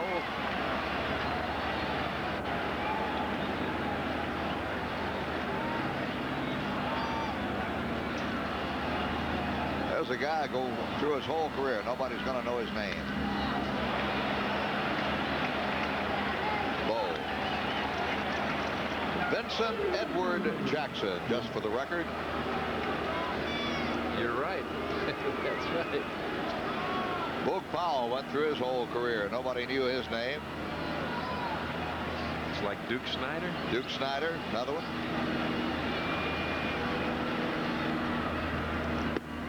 Strike 3. Took a little bit off.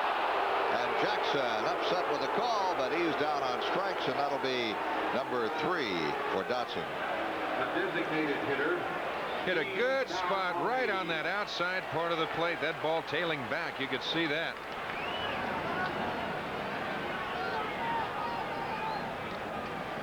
And you see Bo's reaction to the call. Balboni. Balboni walked in the second inning and then was erased when Eddie Hearn grounded into a double play.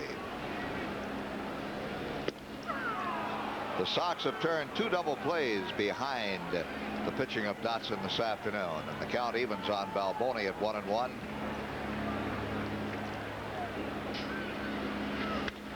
That's out of play. Sun keeps trying to sneak through, but I don't think it's going to make it. There's no threat of rain, but it is an overcast day.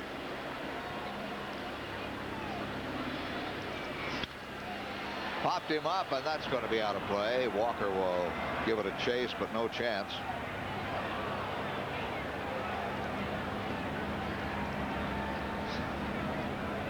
And we'll do it again out here on Wednesday and Thursday nights. Floyd Bannister gets the call for the Sox on Wednesday night at 7:30 against Charlie Leibrandt. Then Thursday night, Jose De Leon against Brett Saberhagen, also 7:30. They set left field.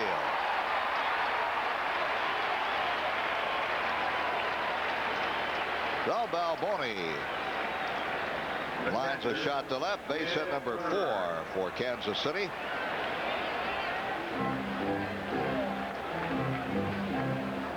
Base hit number 5 for Kansas City. And here's Ed Hearn.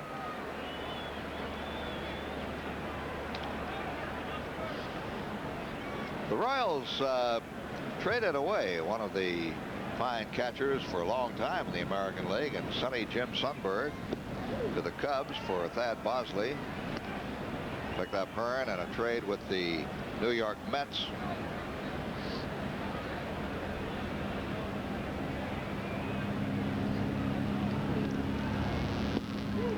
Two balls and no strikes.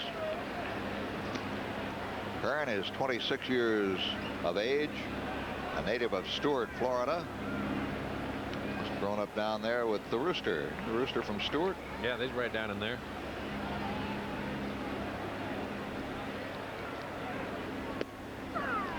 Two balls and a strike.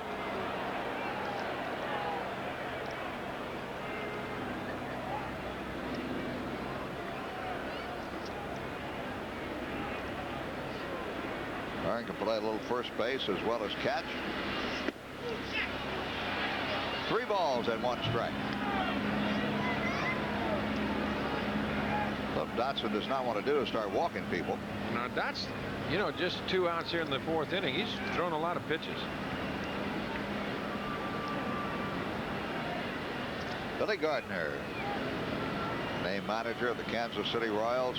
Second day of spring training. And he walks Hearn. So the tying runs are on base with 2 outs. And Buddy Biancalana will be the batter.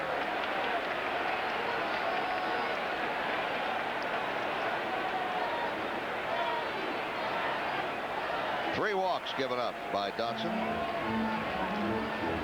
Dick Bosman going to go out and have a little chat with Dotson.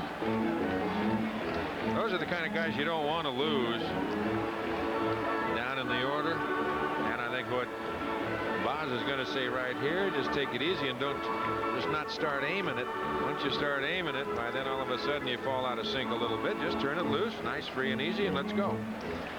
Well, the 3 walks Dotson has given up have been to the lower 3 men in the order: Balboni, Hearn, and Biancalana. The shortstop, Billy Gardner. Buddy Biancalana. Gardner's been awfully rough. Trying to be funny, I think. A little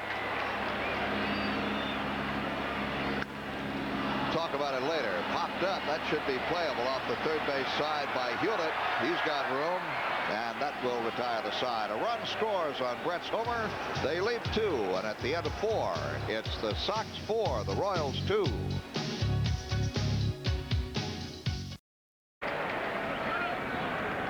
And that'll bring on Carlton Fisk. Awfully hard to get a base hit on anything hitting the air to center field when Wilson is out there. He's got great speed, gets good jump on the ball. I tell you, they've got some speed in that outfield now with Bo Jackson in left and Tartable in right.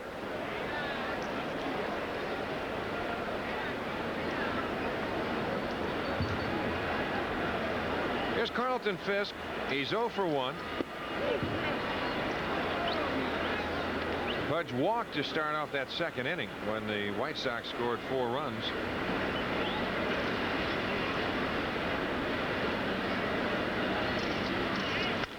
Out of play right side.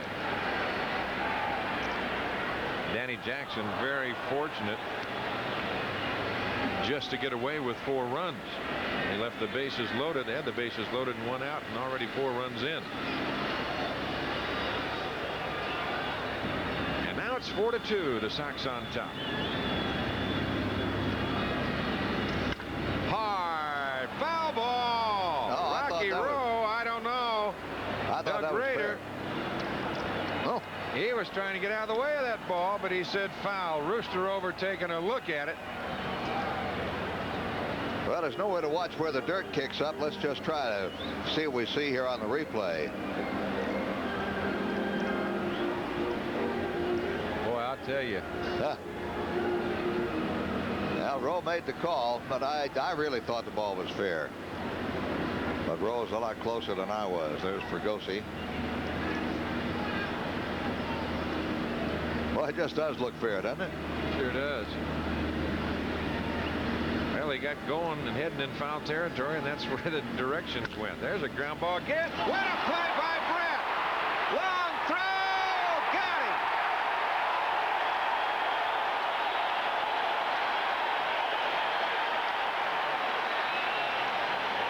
tell you something. You'll see a great play by George Brett. You just saw an outstanding play by the third baseman. Here it is. Let's watch it again. This is classic. There he is with a stop. Sets himself. Gets a short hopper over to Seitzer, who digs it out of the dirt. Just a great play by Brett, and they get Fisk by an eyelash. 2 outs to Walker. Takes inside, 1-0.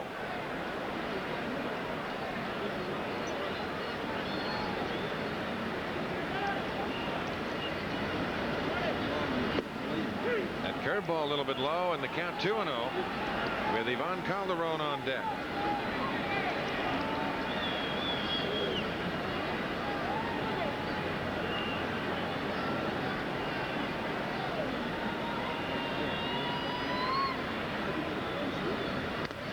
Foul away. The count, 2 balls and a strike. 4 runs on 4 hits for the White Sox. 2 runs, 5 hits, and 1 error for the Kansas City Royals. Sun trying to peek out a little bit. A lot of gray clouds overhead. Every now and then you see a little patch of blue. Breeze turning around now and blowing straight in from left. Curveball for the strike, and the count 2-2. Walker not really pleased with that call. There you see Calderon on deck.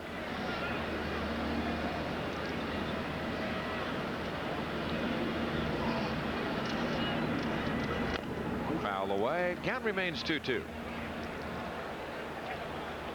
Greg 1 for 2 today. He singled and scored in the second inning, struck out in the third. We're 2 outs in the top of the 5th.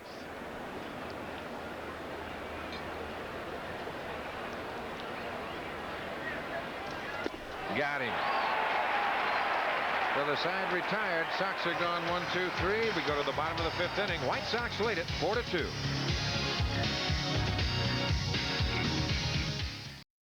Of our audience, any reproduction or other use of this program without the express written consent of the Chicago White Sox and Fox Television Stations Incorporated is prohibited. Willie Wilson to lead it off. He'll be followed by Seitzer, then Tartabull. 5th inning score there, Don. Cincinnati drubbing Montreal 11-5. And a final. Blue Jays, yeah, 7-3 over Cleveland. Understand a couple of home runs in that ball game, at least for Toronto. Out of play, the count 1 ball and 1 strike. Wilson hit a shot off of the left arm of Dotson, right off the glove. There's a change, foul away, and the count 1-2. And then last time at bat, with a runner at first, hit a shot to Walker, took him right to the bag, and they doubled up the man at second base, being Kalana.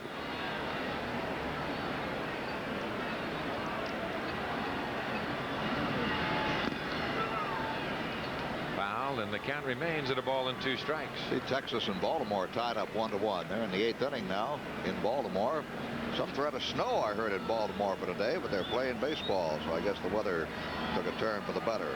Seeing the 2 skippers there. See, Billy Gardner is at Charlie Huff and Mike Boddicker. Right back to Dotson. He'll pick it up. 1 away. Boy, that helps when you can field your position. Boy, it sure does. Get that extra fielder out there. Saturday, April 25th, the Sox will be playing the Toronto Blue Jays. We're talking about a meet in Cleveland today. It'll be Sports Vision fireworks night. A spectacular fireworks display will follow the game. Compliments of Sports Vision, as usual. For tickets, call 559-1212 and use your charge card, or they're always available at the Comiskey Park ticket office. Here's Kevin Seitzer, who has tripled and singled. He has scored a run, 2 for 2.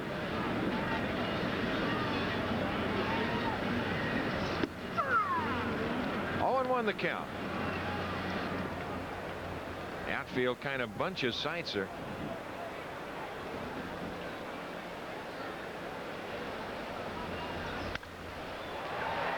Right side and foul. Dotson out in front, 0-2. Got a good one going in Detroit. Yankees and Tigers tied at 1.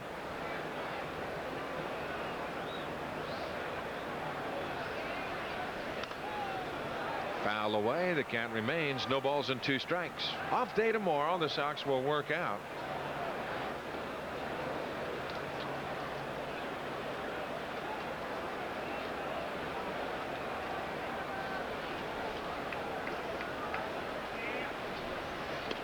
Outside, 1 ball and 2 strikes.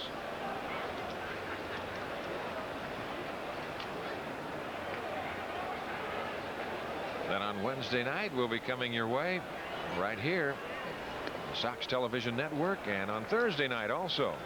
Bannister and Liebrand on Wednesday night, De Leon and Saberhagen on Thursday night.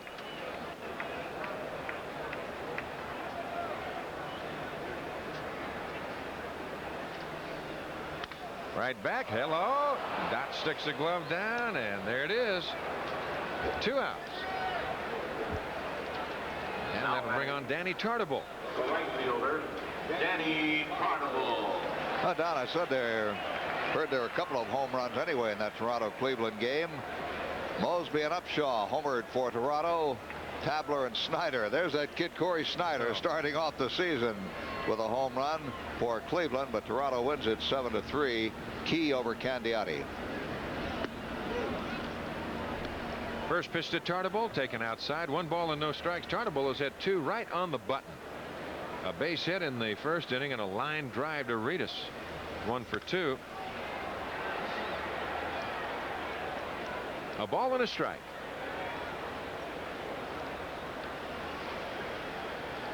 They call him Dennis the Menace. That can be Mr. George Brett on deck.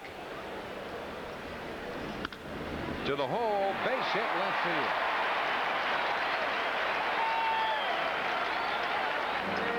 So Tartabull's aboard, and that will bring the tying run to the plate, and the name of George Brett. And when Brett steps up there, you can truly say the potential tying run is at the plate. Otome McDowell is homered for the Texas Rangers. 1 run off Boddicker. Baltimore has a run off Huff. It's 1-1 in the 8th inning in Baltimore. And Dave Righetti has replaced Dennis Rasmussen in the 8th inning at Detroit. Tigers may be doing something, trying to break a 1-1 tie there with the Yankees. Brett is 1 for 2, has struck out and homered, and again Dotson will take care of that, and that is out number 3. So Kansas City gone here in the 5th inning. We're through 5. Sox lead at 4-2.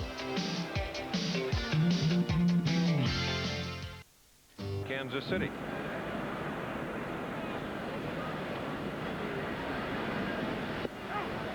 Can't get the breaking pitch, and the count is 0-1. Timmy Hewlett on deck. Calderon has popped to second, and he's bounced to short.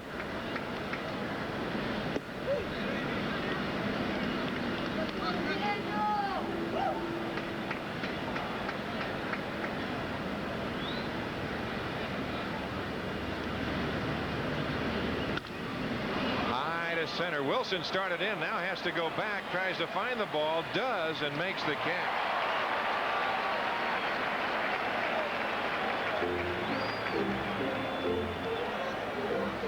See Willie, he lost it going up.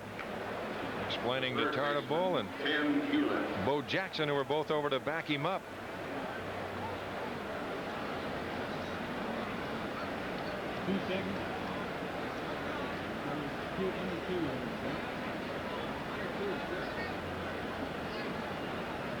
Here's Timmy Hewlett. He's 1 for 2. He's singled and scored, and he's flying to left.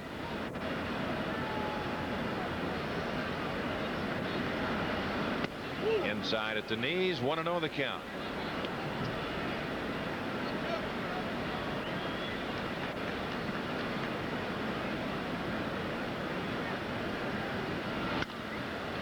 High right side, foul territory, and the breeze will blow that back into the seats. Tartabull over.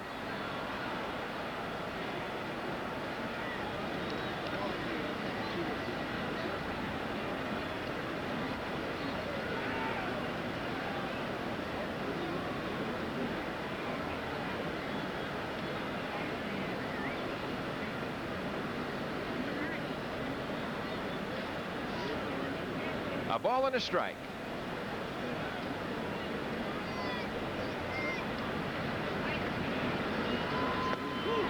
Low Low and inside. The count 2-1. Full house here at Royal Stadium.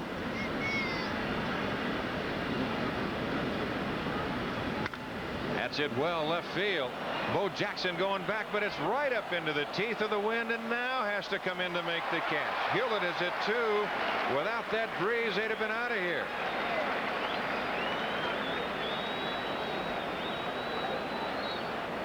Just a long high out. You see Jackson going back. Now it's up into the breeze, and he will have to come up a few steps to make the catch.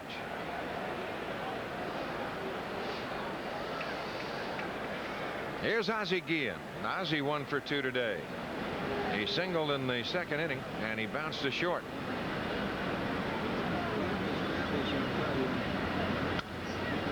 Popped up foul left side, out of play.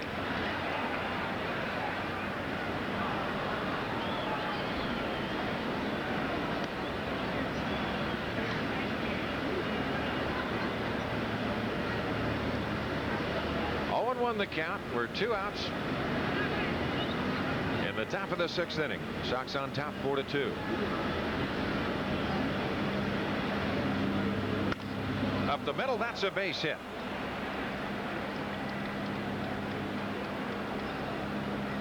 Now Guillen's aboard, and that will bring on Karkovice. Hit number 5 for the White Sox.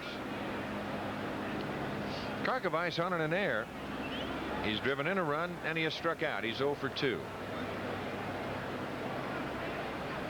The catcher, Ron Karkovice.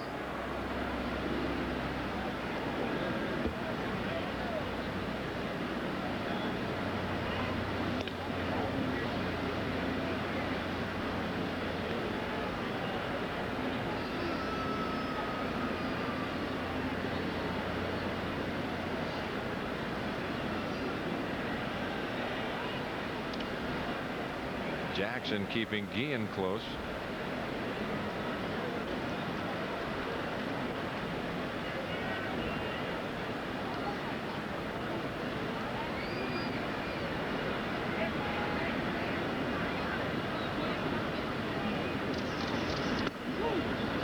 One ball and no strikes to count. A couple of games in the National League. The Padres will be at San Francisco in a night game. The Dodgers at Houston down in the Dome.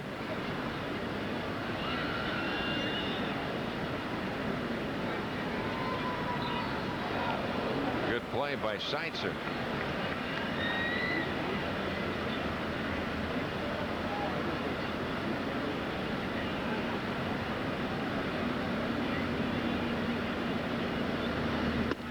A little high. 2 balls and no strikes to count.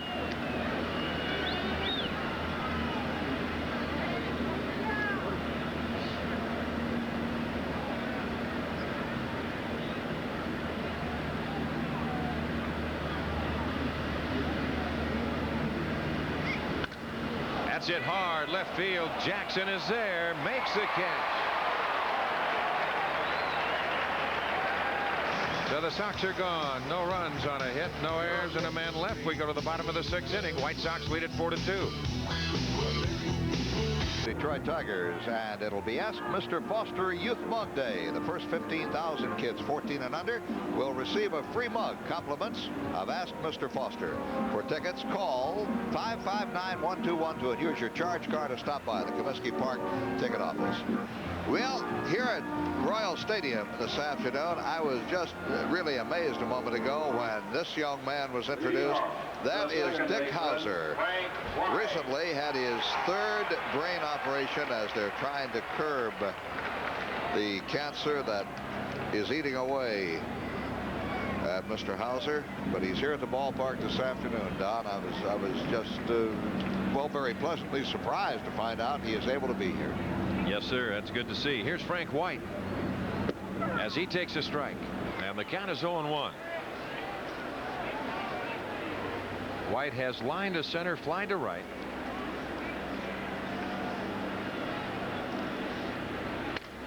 Right side. Walker has it go by him. Now here's Dodson. They don't get him.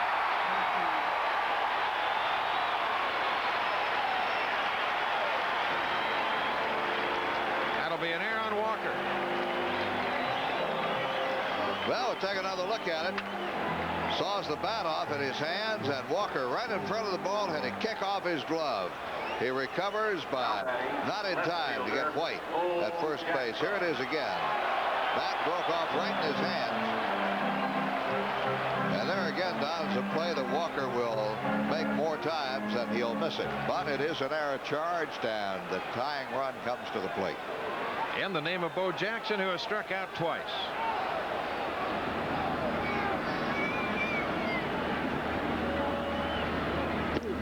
Just outside, and the count 1-0.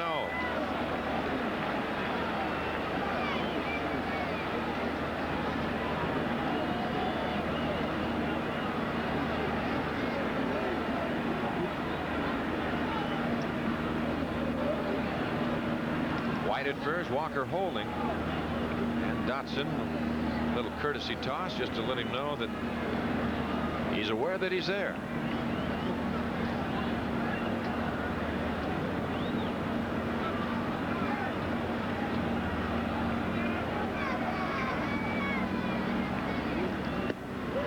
Outside, 2-0 the count. On deck, Steve Valboni.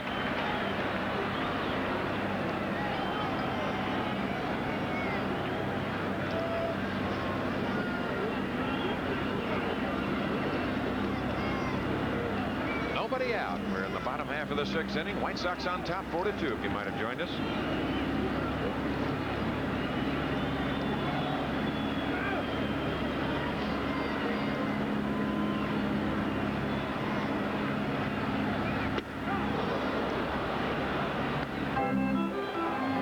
And a strike. A ground ball hit at an infielder by Bo Jackson, and you try and turn the double play, you're going to have to turn it in a hurry because that man can scamper.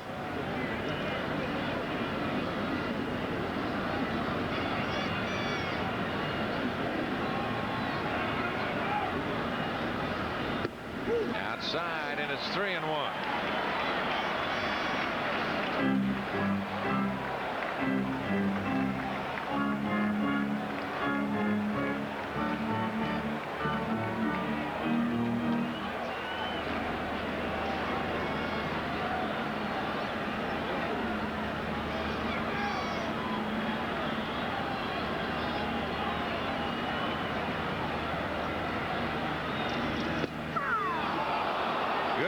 Good location. A full count of 3-2 as you look at Jose Martinez, a third base coach. Now that can mean something or it can mean absolutely nothing. Going to be interesting to see what they think about Jackson. He struck out twice, whether they would start White or not. They don't. Ground ball. Hewlett goes to Hill for one. To first base. Forget it.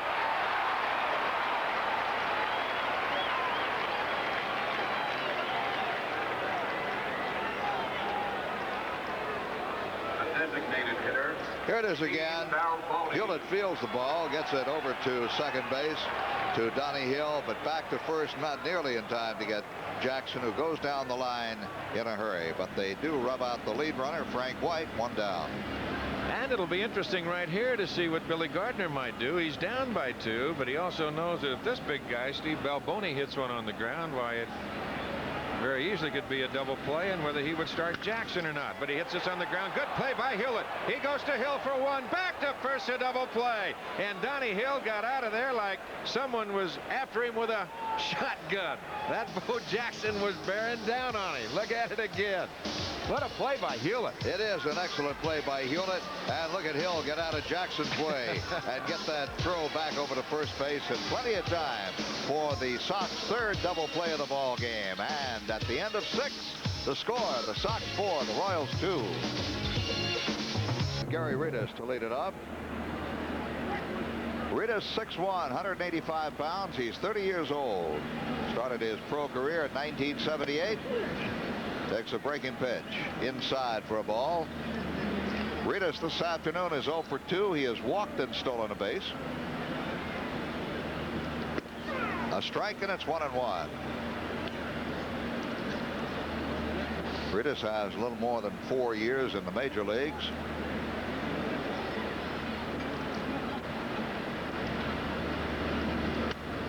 Foul back. His first year in professional ball. You look at Danny Jackson, the young left-hander. Jackson had a very, very rough second inning, but he has settled down since then and allowed only one base hit since the second.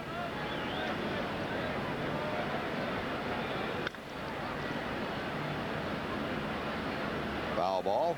Ritas, I started to say a moment ago, his first year in professional ball, he had .462. Scored 100 runs, had 117 base hits, 17 home runs, 62 RBIs, and 42 stolen bases. 2 balls and 2 strikes. That was in Billings, Montana. Came up with Cincinnati in 1982. Spent 83, 84, and 85 with the Reds. And then 86 with the Philadelphia Phillies. Now with the Sox. Good breaking ball. That is all for Ritas. And it'll be the 4th strikeout for Danny Jackson. The second baseman. Well, he brought that from the outside in. See right there, Ritas thinking that ball's outside. I tell you, that's a close pitch. 2 walks and 4 strikeouts for Danny Jackson. I've got him down for 3 walks. I've got him for 3.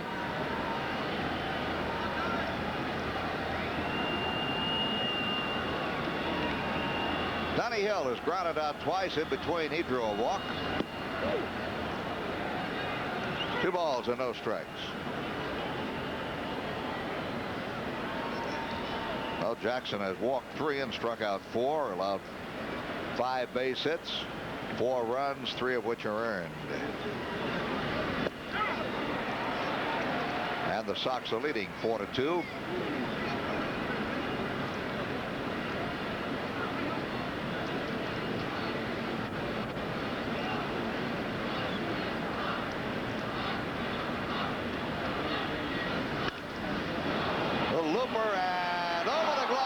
Frank White, base hit for Hill. Willie Wilson fields the ball coming in from center field, and Hill is on. That's only the 2nd hit since the 2nd inning, and base hit number 6 for Chicago. Now a little check swing. You see Donnie trying to hold up a little bit and just looped it over the head of Frank White.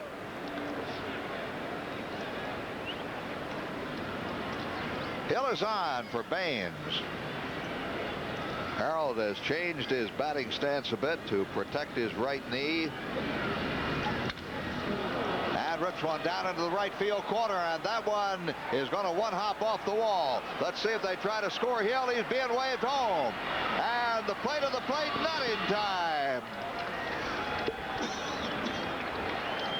A 2-base hit for Baines, a run batted in, and the Sox now lead 5-2. Well, Harold looked like he got that ball out the end of the bat just a little bit. Tartable moving over, and it appeared he might have been thinking that that ball was going to take a high hop into the stands. It hit the top, and they're waving Donnie Hill around all the way. Frank White, he looked at third as he made the whirl, and then he came to the plate, but not nearly in time. Baines with a couple of RBIs this afternoon, Frank. That's right. He had an RBI back in the 2nd inning with an infield hit, and now he doubles to drive in run number 5, and the Sox lead 5-2. Baines' 183rd career double. That'll be the Sox' first extra base hit in this ball game. And Billy Gardner is out at the mound. He's got Steve Farr down in his bullpen, should he decide to make a pitching change. But I think he's just out there discussing Fisk, the next hitter, checking on the condition. There's Farr checking on the condition of his starter. They're going to go down there. He is going to go to the bullpen. He wants Farr right now. So Danny Jackson is through after going 6 1/3 innings. He's allowed 5 runs, 7 base hits. 2 of the base hits here in this inning.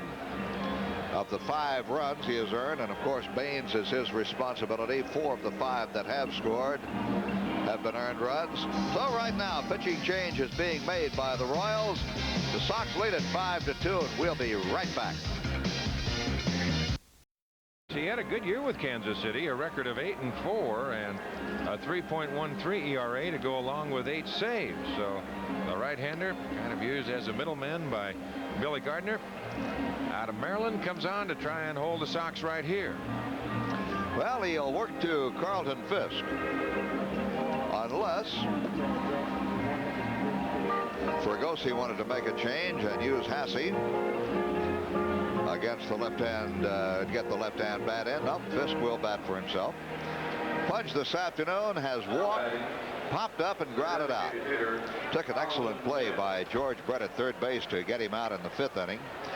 His walk came leading off the 2nd, and that started the Sox on their way to a 4-run inning, overcoming a 1-0 Kansas City lead at the time, and now it's 5-2 Sox.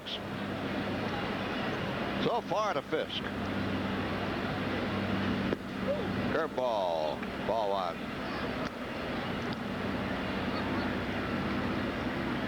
Harold Baines has had 2 hits this afternoon. Ozzie Guillen has had 2 hits. Baines 2 RBIs.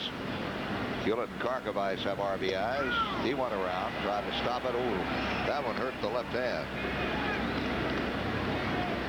He see him shake that hand. That's the wrist that was hit with a pitch in spring training over a year ago, and still on occasion will bother him, evidently.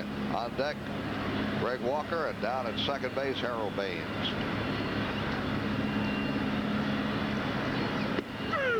Breaking ball over the outside corner, and it's 1-2. 1 ball and 2 strikes.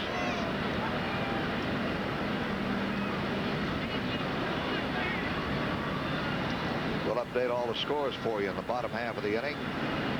Check the other action in the American and National Leagues on this opening day, 1987. All scheduled games being played today. No rainouts or snowouts or freeze-outs that I know of yet.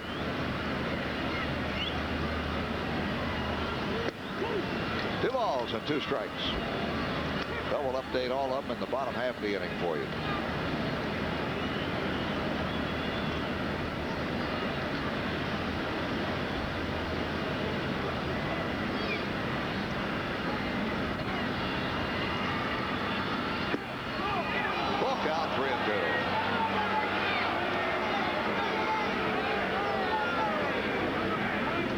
Shaking his right hand there. We noticed Dom, when he checked his swing earlier on in this at-bat, it really seemed to hurt that left wrist, and I presume still in a hangover from that being hit with a pitch last year. Struck him out. Oh, foul tipped it. No, he did not foul tip it. He is struck out and now tagged out by Hearn.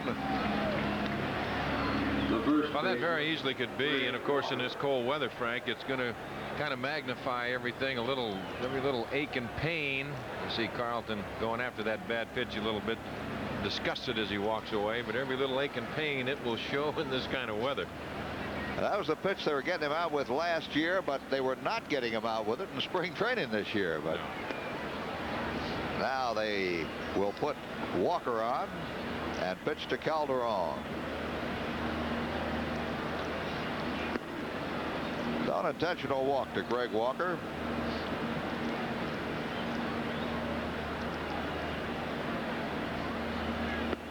Sox are leading by a score of 5-2. Royals scored a run on the first. Sox came back with 4 in the second. Royals on a Brett homer scored in the 4th. And now the Sox have scored 1 run here in this inning on a single by Hill, a double by Baines, a 2-out walk to Walker, and Ivan Calderon will step in. Danny Jackson walked 3 and struck out 4 men in his 6 and a third innings, allowed 7 base hits.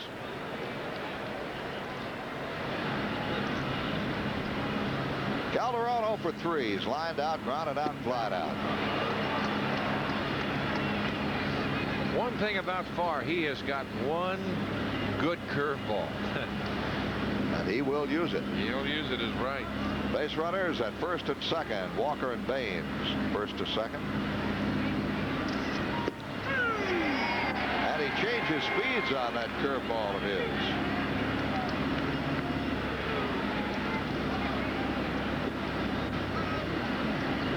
He's got Calderon down, no balls, 2 strikes. Struck him out.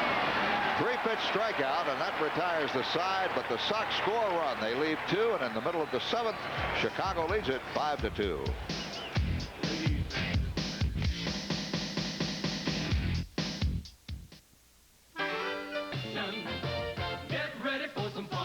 Moms and dads, your kids will love this one. An official White Sox youth mug free courtesy of Ask Mr. Foster Travel. To the first 15,000 fans, 14 and under, who attend the Sox-Tigers game April 12th. Get ready for your White Sox. Hey, look out! Here they come. Yeah, there you see some American League scores. A final Toronto 7-3 over Cleveland. So tied at 1 in the 9th inning. New York at Detroit. Still tied in the 8th. Texas at Baltimore, and Milwaukee shutting out Boston 3-0 in the 6th inning.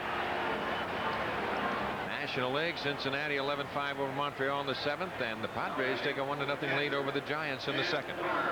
The other game in the National League tonight, it'll be the Dodgers at Houston. And right here, Don, the Sox are leading the Royals 5-2 as we go to the bottom half of the 7th. Ed Hearn leads off for Kansas City.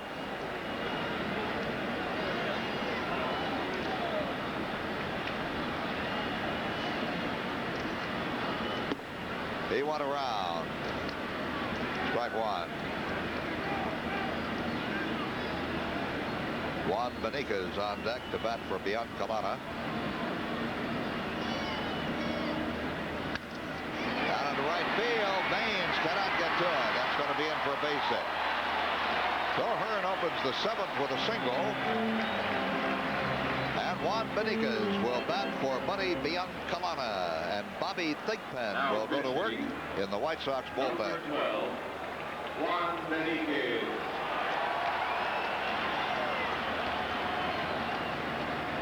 Now the veteran Beniquez, he has been around a while, has he not? Yes, he has. Well, he's one of those guys who's been around to a lot of ball clubs, but he's always in demand. A 300 hitter at Baltimore last year with 6 home runs and 39 runs batted in. First came to the major leagues with the Boston Red Sox. He's been with the Texas Rangers, the New York Yankees, the Seattle Mariners, the California Angels, the Baltimore Orioles, and now the Kansas City Royals. I'd say that is getting around. Ball and a strike. And just think, he's got it. There's Thigpen. Bobby up in the Sox pen. And just think, Beniquez has the entire National League still in front of him. That's right.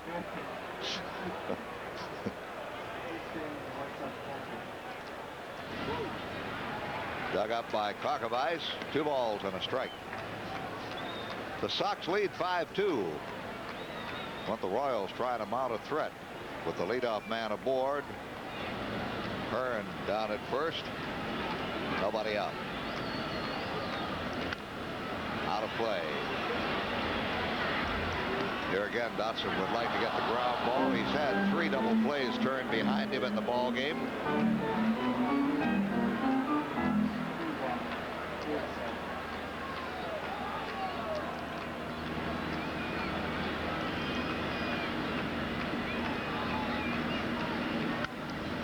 That's going to be out of play. Just a slap shot there as Beniquez protected the plate. Willie Wilson, the on-deck batter. Beniquez gets his pitch. He can give it a ride.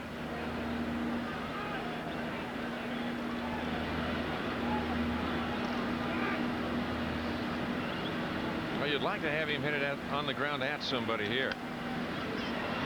Hit him off the hands that time, and he fouled it back. Yeah, the Sox, I mentioned, have turned 3 double plays for Dotson. You know, it's interesting watching the players today out here on this artificial surface. As you look at the shoes of Beniquez, those look nothing like a pair of tennis shoes. Yeah, could be just that. That one is well hit to left field. Calderon is there and puts it away. 1 down. The center fielder, Willie Wilson. And now Willie Wilson. They've kept Wilson off the base paths so far. Benitez goes back to the dugout. Wilson has hit one back off Dotson's arm and thrown out by Hill. Grounded into a double play started by Walker. And hit again back to the box and was thrown out by Dotson.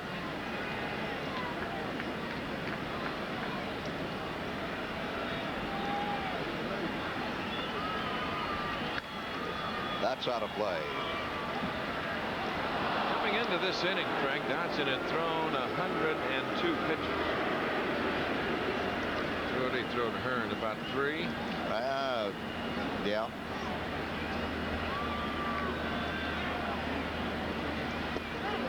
Five to Bruce Benitez, fan accommodations. 10, so he's thrown 112 pitches. But you had mentioned with the weather, a pitcher would stay stronger on a day like this than in hotter weather. That's out of play.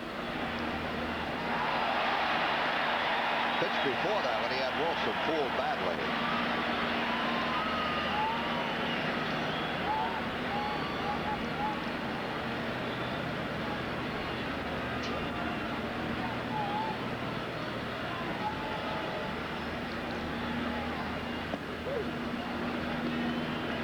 Ball and 2 strikes.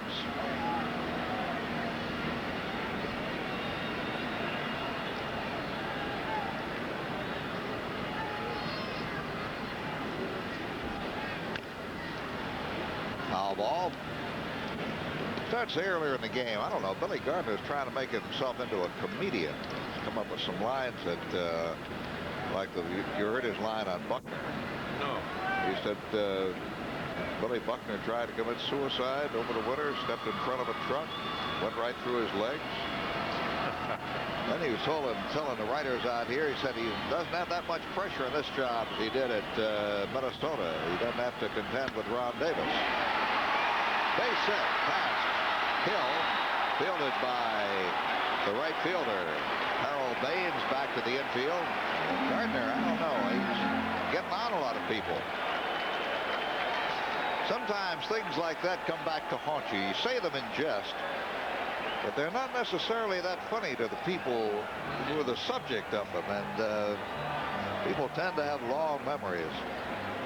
Here comes Fregosi, and I think we'll see Thigpen coming into the ball game.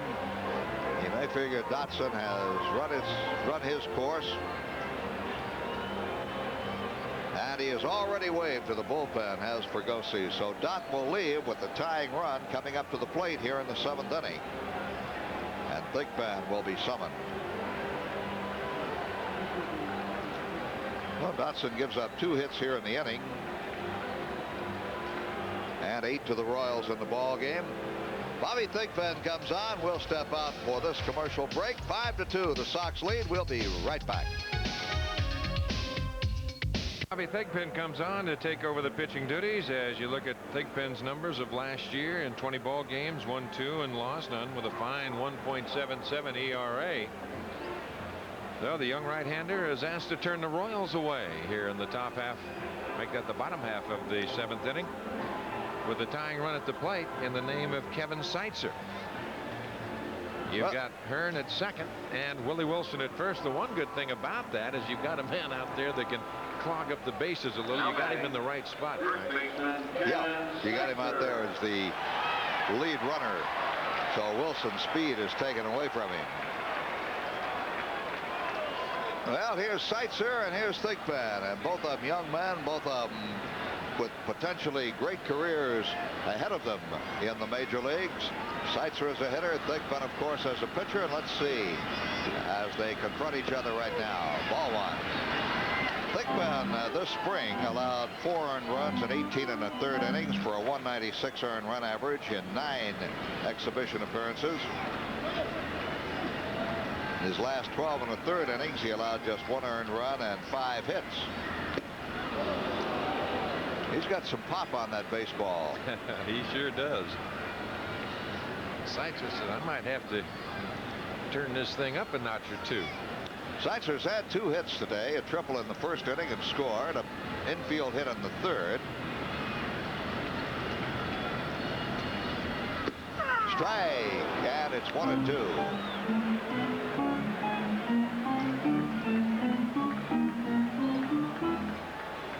Thigpen has never seen baseball on the AAA level. Came right out of AA Birmingham to the Sox in the majors last year. 2 on, 1 out. Hard smash, base hit. That's going to get 1 run home. As they will wave Hearn on in to score. Wilson will be waved in to score. And the Sox lead is down to 1 run. 2-base hit for Seitzer. His 3rd hit of the ball game. And the Sox lead is 5-4. The tying run is at second.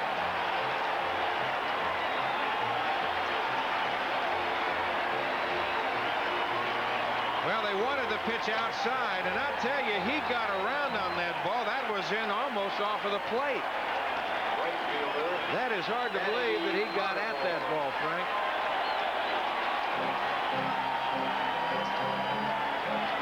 Well, he got it and drove it down the 3rd base and left field line.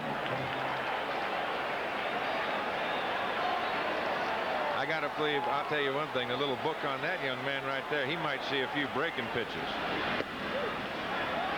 So he is the tying run at second base for Tartabull, a 5-4 ball game. Only 1 out.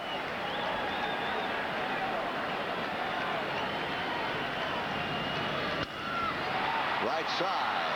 Hill digs it and throws him out. And the tying run will be at 3rd. 2 down. And George Brett, the batter. Now you don't think this crowd's going to come alive when Brett steps in. Well, I'll tell you what you have to do right here. You just got to make George Brett hit your pitch, and if you walk him, you walk him. Forget about him being the go-ahead run. But you can't give in to Brett because at least you've got the right hand hitting Frank White hitting behind him. Don't let Brett beat you. That's right. Brett homered leading off the 4th, so he's 1 for 3 in the ball game. Thigpen, full motion with a runner at 3rd. Fouled out. Sox are leading 5-4. 2 outs here in the bottom of the 7th. You've got to keep the ball down on George. At that time, he got it in a good location.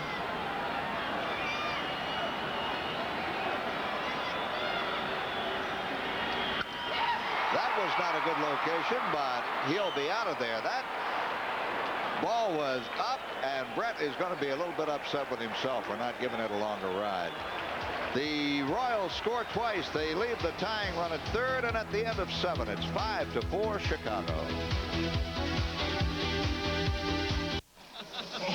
Elements of Sports Vision. For tickets, call Ticketmaster 559-1212.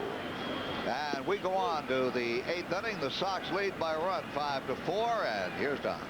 All right, you're looking at a new shortstop, Angel Salazar. Jimmy Hewlett. Foul tip in the count, 1-1.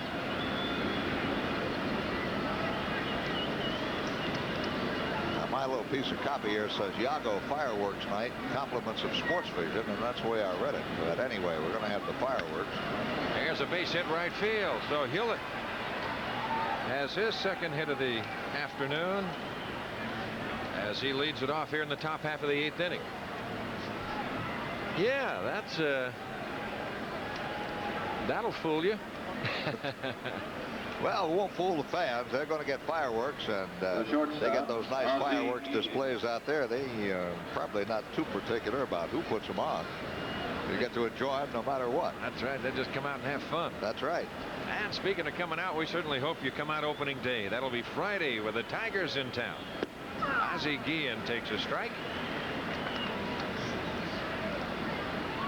That'll be Friday afternoon. We're going to have fireworks Saturday night for the fans on day 2 of the home season.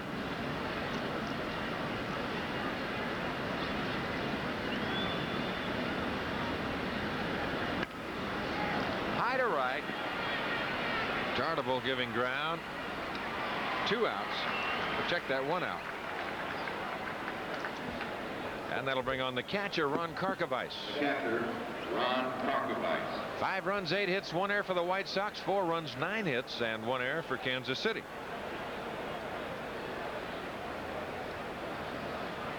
Karkovice with an RBI this afternoon. He's 0 for 3.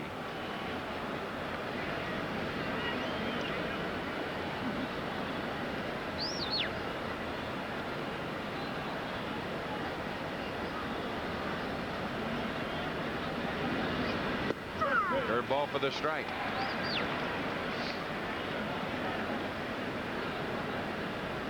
On deck, Gary Reedus, as Doug Rader goes through some signs at third.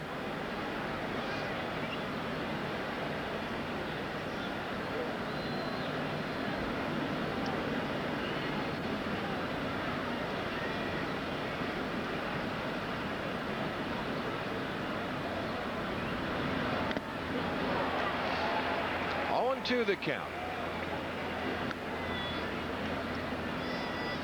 There's Reedus on deck. Breeze continues to blow right straight in from left field.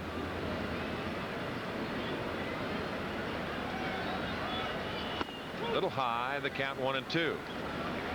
Temperature at game time 54 degrees, but it has been dropping throughout the course of the afternoon, and it is getting chilly. Brett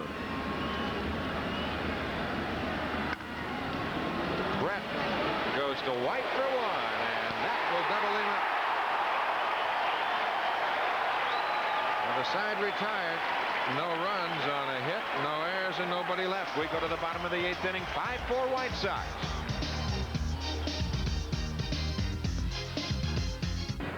In case Thigpen should run into trouble.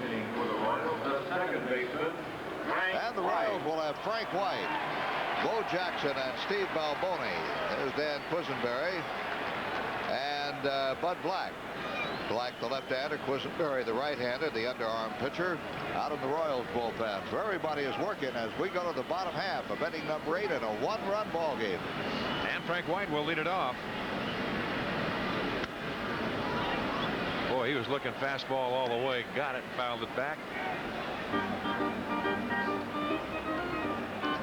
Paid attendance announced as 39,148.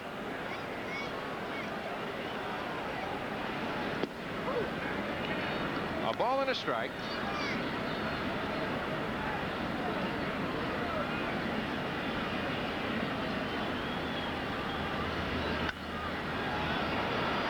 Pops him up. Ozzie Guillen calling all the way. 1 away. And that'll bring on Bo Jackson. Jackson 0 for 3 today. Thigpen is not that far removed from Mississippi State. And of course, Bo Jackson out of Auburn. You wonder if these two might have faced each other in college a time or two. Of course, Thigpen was not really a pitcher in college that much. Uh-oh, that's going to be trouble. He's got to hurry. Look at this. What a play! Yeah!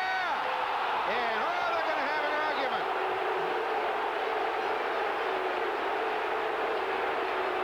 Well, Jones is arguing that the ball was juggled down at first base by Walker. You saw Kosk hold up on his call. And now Gardner is out to take up the argument with Greg Kosk. What a play by Thigpen. Oh, that's a great play by Thigpen. Let's take another look at it. Now Thigpen recovers his balance after his follow-through, reaches out, grabs it. Doesn't get a whole lot on the throw, but just enough. The throw beats him, and Walker keeps his toe on the bag, and he's got the baseball. And Kosk makes the call. Big, big out right there. 2 away. And here's Balboni.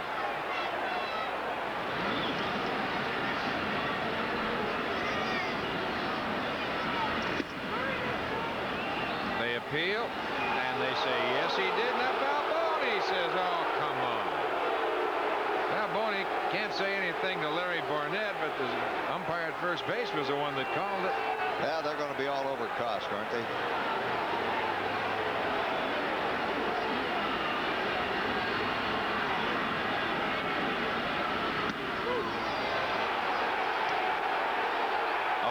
strike.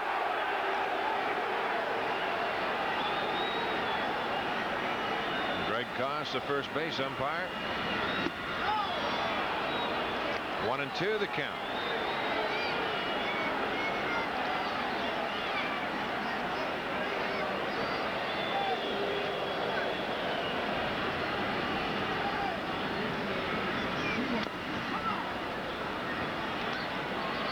Here's a man that has a lot of power if you make a mistake, Frank, and you got to pitch this man tough. You can kind of keep going up the ladder with him inside, establish that, and he will chase a breaking pitch every now. They're going to come back inside. Well, as in so many power hitters, big, strong guys, he does have a spot that he cannot handle the ball. But if every pitcher was that perfect, That's you'd right. only have pitchers in the Hall of Fame, you see. That's right. So you make a mistake, you're in trouble. As they strike him out. Now, Thick Ben did not make a mistake. 1-2-3 inning. We're through 8. Sox lead at 5-4.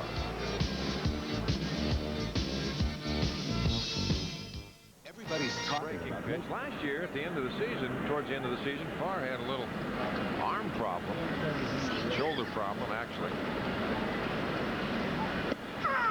Curveball for the strike, and the count 1-1. Cincinnati off and running with that 11-5 win over Montreal. A lot of people picking the Reds over in that division. 1-2 the count. Well, they scored enough runs today, didn't they?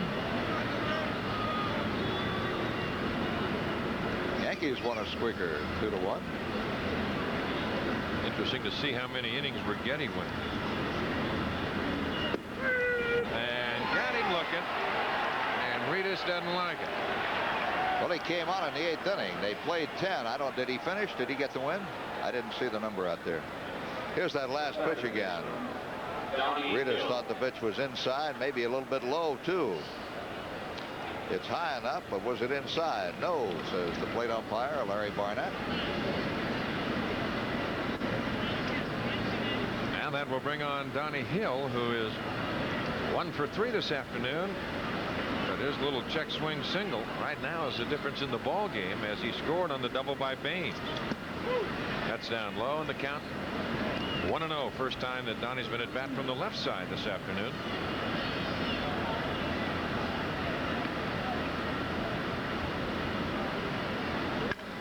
That's hit deep right field, way back. Tartabull going back to the wall. It's in the breeze and makes a catch. Oh my! He gave it a ride. Here it is again. That pitch is up right out over the plate, right in his wheelhouse. And Hill gives it a long ride. Tartabull, one quick glance at the wall, knows where he is. There on the warning track, goes up in the air and makes the catch. He had another stride to take if he wanted to, but he made the play. Well, you can tune in to Sports Vision every Monday night this year for Sox 87 Weekly. The Jim Fregosi Show. The Sox skipper will bring you up to date on the White Sox every Monday night on Sox 87 Weekly, the Jim Fregosi Show. Here's Harold Baines. Looks at a curveball. 1 ball and no strikes.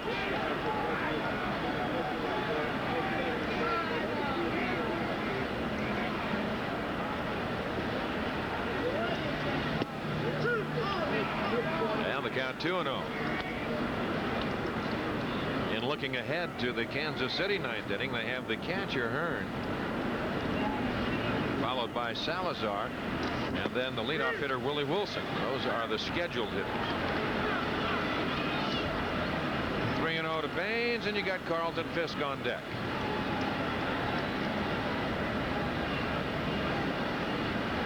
We might see a green light right here.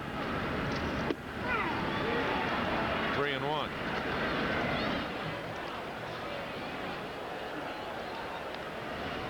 Harold's got that right foot straightened out of the pigeon toe stance. That's low, and he walks him.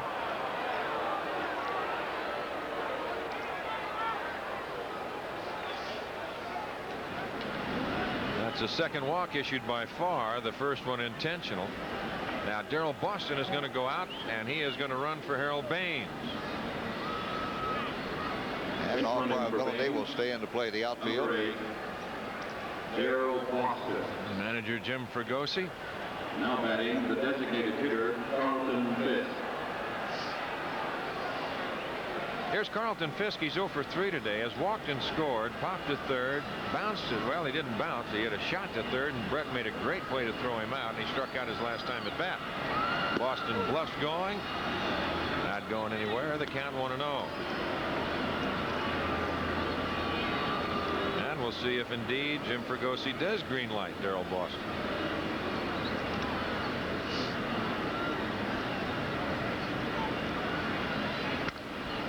Off the end of the bat, Jackson started back, now comes in and makes the catch, and that will do it. White Sox are going in the ninth. No runs, no hits, no errors. They leave a man. We go to the bottom of the ninth inning, and the White Sox lead it 5-4. Ninth inning, and a shot to center. Boston will play it on a hop.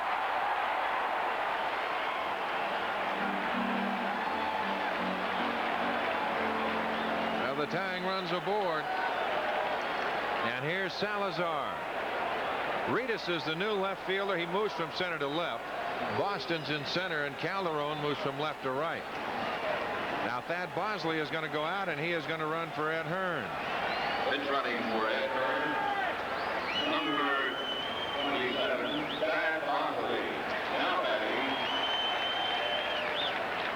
Well, you have just a second on and time to remind fans the first Chi Sox Fan Club Luncheon, sponsored by Coca-Cola, will be held Wednesday, April 22nd at the Palmer House and Towers. The luncheon will feature White Sox players and personnel, and the luncheons this year are co-supported by the Chicago Sun-Times and Shred & Shoes. Well, you'd have to think, look for a bunt right here. So if Thigpen is a good athlete, Hewlett is not in that close. You got to look sacrifice. You would think that's what they might do. And they're going to do that. The breaking pitch is away, and the count 1-0.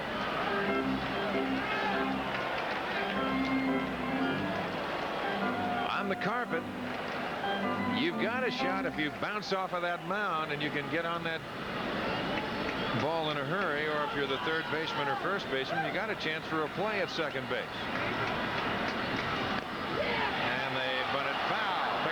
Boy, Carco. Well, that's what he has to do to make the bunt successful from the Royals standpoint. He's got to bunt it down there in the dirt. If you bunt that ball, make it to hit on the carpet first, they'll get the runner at second base more often than not. You got to bunt it down in the dirt around home plate. Now the White Sox got the entire infield moving. You've got Hewlett charging, Walker charging, Donnie Hill's moving to first to cover there. Guillen's moving to second. See what Billy Gardner, if he still has it on, he does. And he doesn't make contact. 1 and 2. So what you want right here, if you can possibly, the ideal situation is make Salazar swing the bat. As you look at Willie Wilson on deck. And hopefully, if he hits just a ground ball, you've got a shot for the double play. Now will Gardner turn around and still sacrifice with him with 2 strikes? It doesn't look like it. Yes, he is. And he fouls it away. So that will take care of Salazar. Credit Thigpen with a strikeout, and it'll bring on Willie Wilson.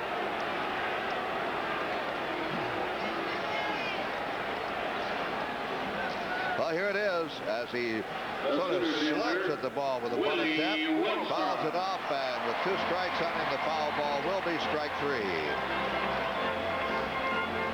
So the Royals do not execute. And now Wilson will look for a sign. Wilson is 1 for 4 with a run scored. Thad Bosley at first.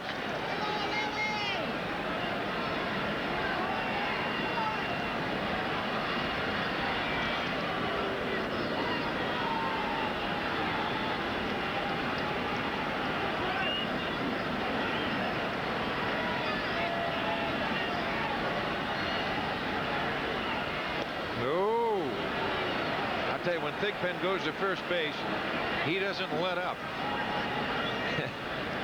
Greg Walker on his toes over there.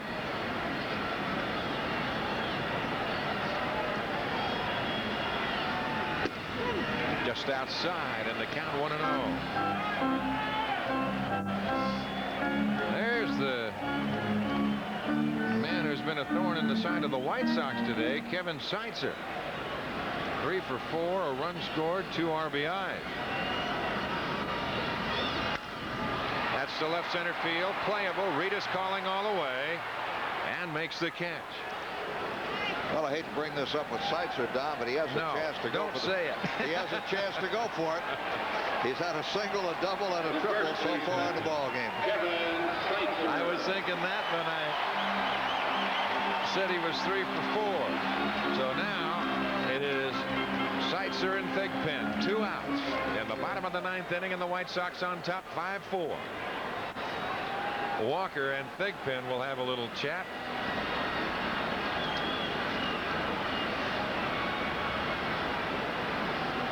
Greg probably saying, hey, if you're going to come over here now, make sure it's a good throw. Don't handcuff me.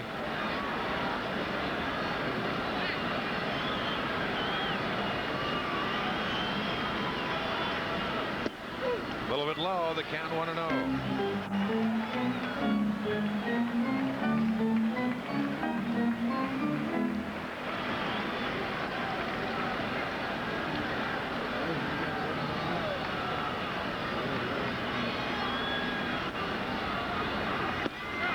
Good fastball. That's just power to power. 1 ball, 1 strike. 2 outs. Bosley at first, representing the tying run. White Sox on top 5-4.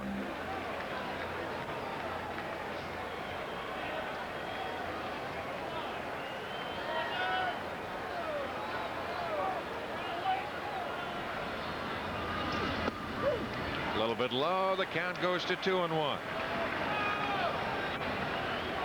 The outfield deep and fanned.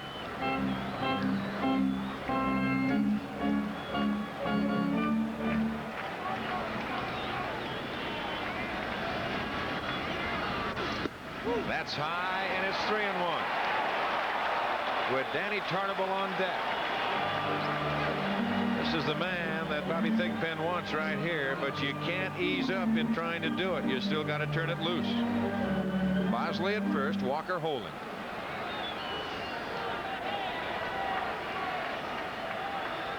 He walks him.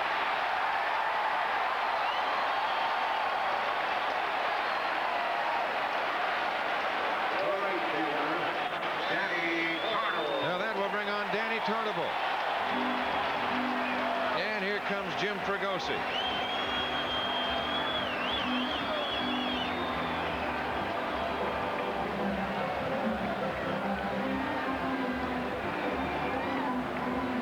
Fregosi going to the bullpen, and that's going to be the big right-hander Bob James coming on. Now Bobby Thigpen gets a pat on the back from Fregosi.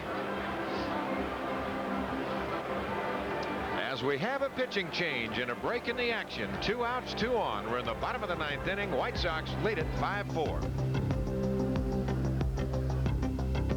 Well, Bob James has come on to take over the pitching duties, and there's the numbers on James. Last year in 49 ball games, he won 5, lost 4, and a 5.25 ERA. He made 10 spring appearances, allowed just 1 earned run, 4 runs total in his last 6 outings over a stretch that included 10 innings pitched. So Bob has had a record in the spring of 1-2. Right here, he's in the position that manager Jim Fregosi wants him, Frank Messer. He is in a save situation. He talked about in your interview prior to the game to where Bobby Thigpen could very easily be a setup man for Bob James. So the table, you would have to say, is set. Well, that is according to the plan. Now the plan is for James to take care of Tarnable, save the ball game, get it over, and go out of here with a win. That is the way you'd like to have the script written and like to see the script followed. James's last time out down in the exhibition play, Don, was getting the ball up to the plate at 94 miles an hour, and that is the Bob James of old. If he can do that now, he's in pretty good shape. Now here's Tarnable, and here's James, and there's a fly ball, and that ought to do it. Darrell Boston right there, and the White Sox win it. In the 9th inning for Kansas City, no runs on a hit, no errors, and they leave 2 men on. So opening day, 1987 is in the books, and it's been a good one. A little chilly, but the White Sox take it. They put it in the back pocket. Final score here this afternoon from Kansas City. It's the White Sox 5, the Kansas City Royals 4, and we'll be back. Don't forget.